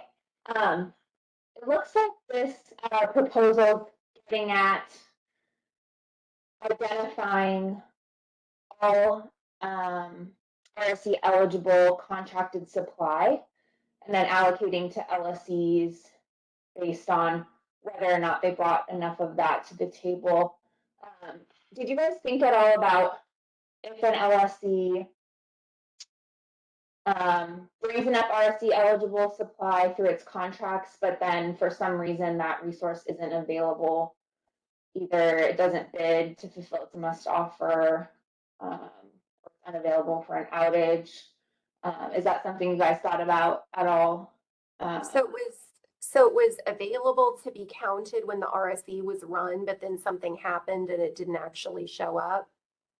Oh, I see. Okay, so your proposal have to bid. It would have to bid to be Yeah. counted. I see. Okay. I was confusing the timing with your proposal, I think, versus the other proposals. That makes sense. And then I had a question maybe for Kaiso on the last slide, slide 5, which is whether or not we think it's feasible to do the second bullet, attribute RSC eligible resources to load serving entities,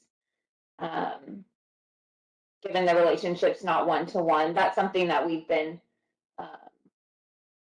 wondering how easy it is to make that connection.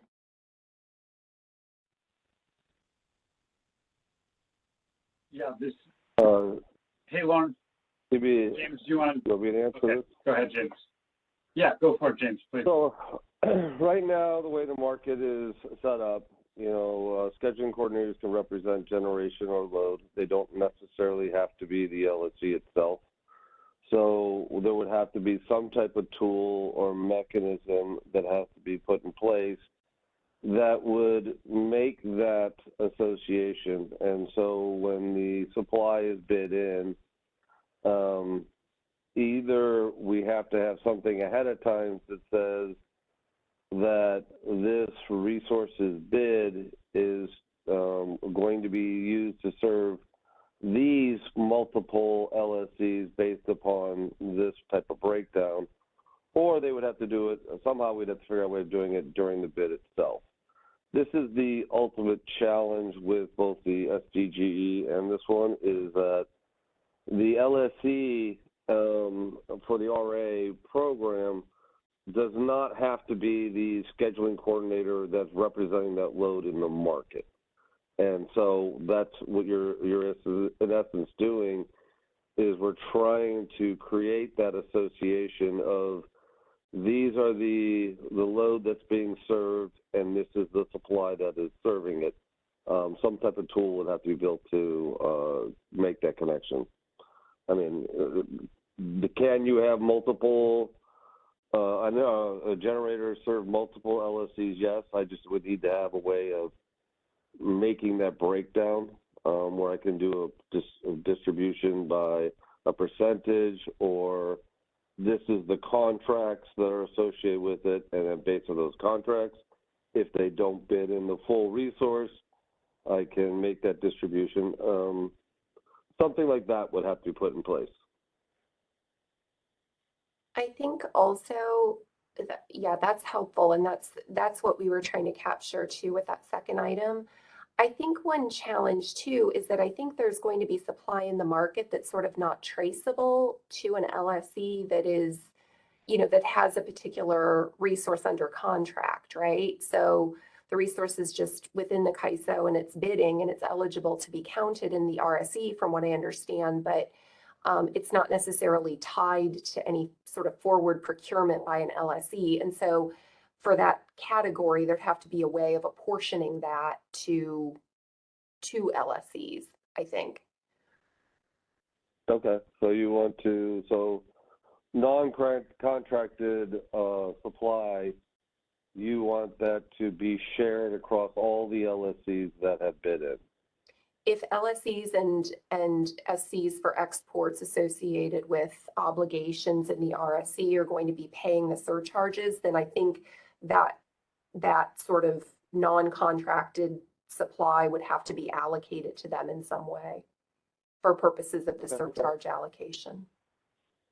Okay, that increases the complexity, but okay. I know, and I think that's a discussion point about whether that's even doable, but I don't know the answer to that, but it was something that struck me after we put the presentation together. I appreciate that.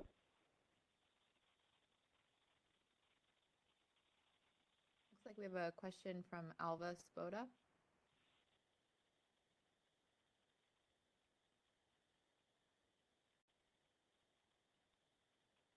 I just wanted to, this is more in the realm of brainstorming from the proposal you've put forward, but so it may make no sense, but in you're proposing to use the RSE bids or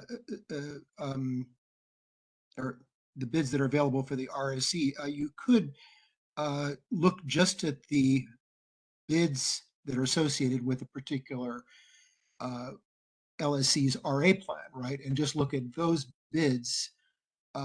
And the purpose of this whole allocation is to determine what's the tier 1 allocation of cost. So what do you want to allocate to entities that are more responsible for RSE failure than others?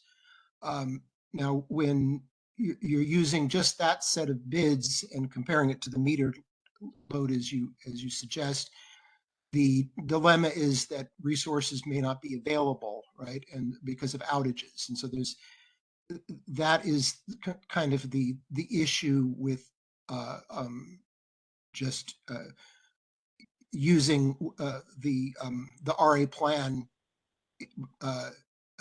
and then with what's actually comparing it to what's actually available in the market on the day.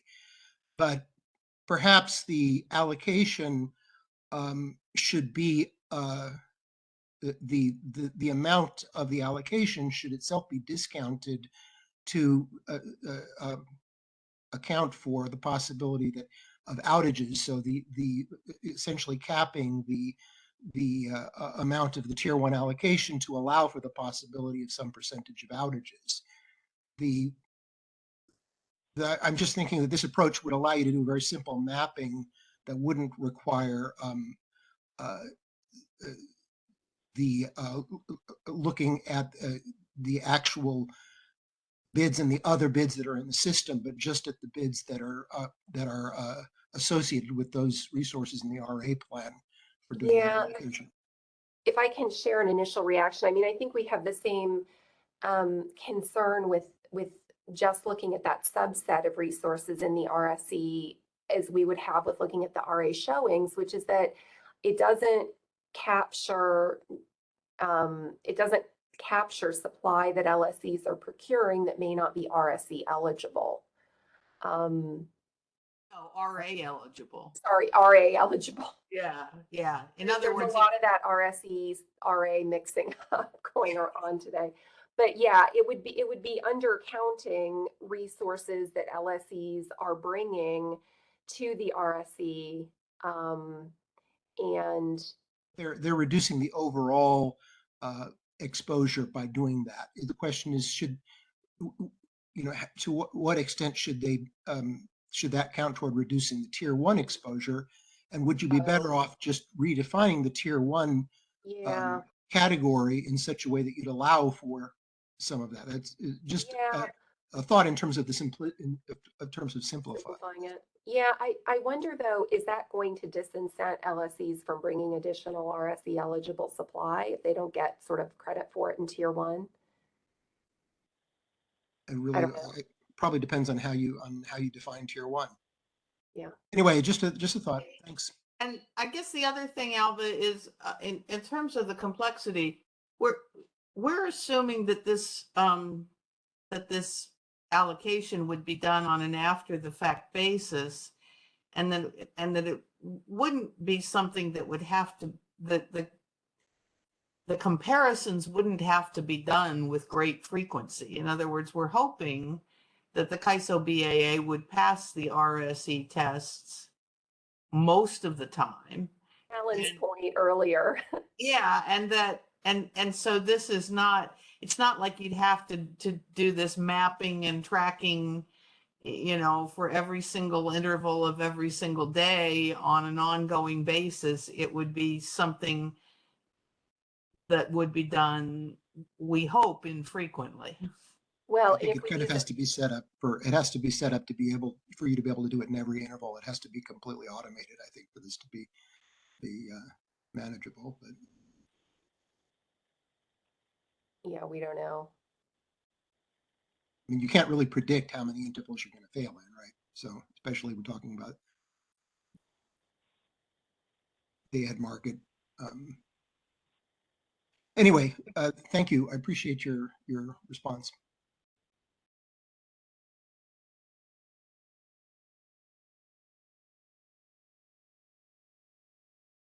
Are there any other questions or comments for the 6 cities?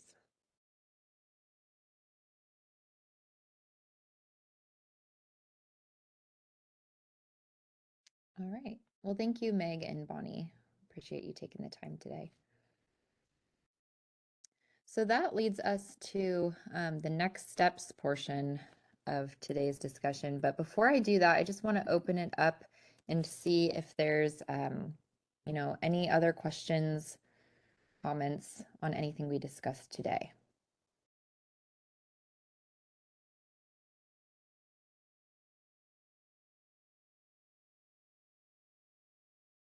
Okay, well, I'm not seeing any.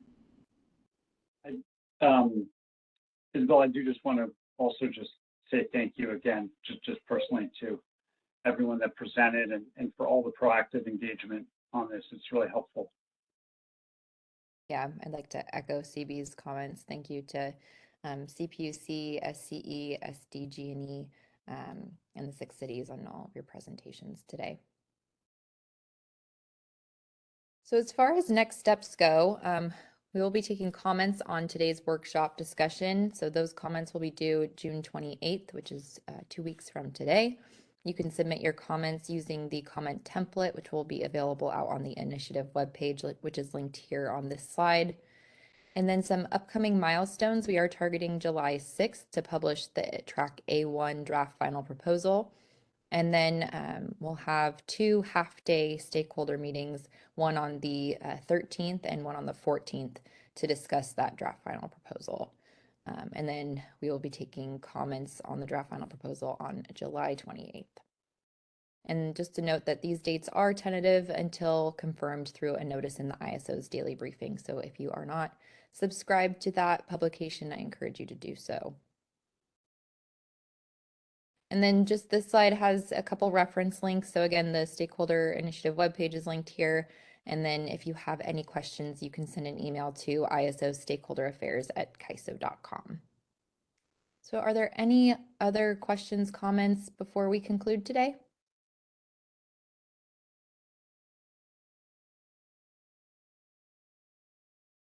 All right. Well, thank you all for your participation and have a great rest of your afternoon. That concludes today's conference. Thank you for using Event Services. You may now disconnect.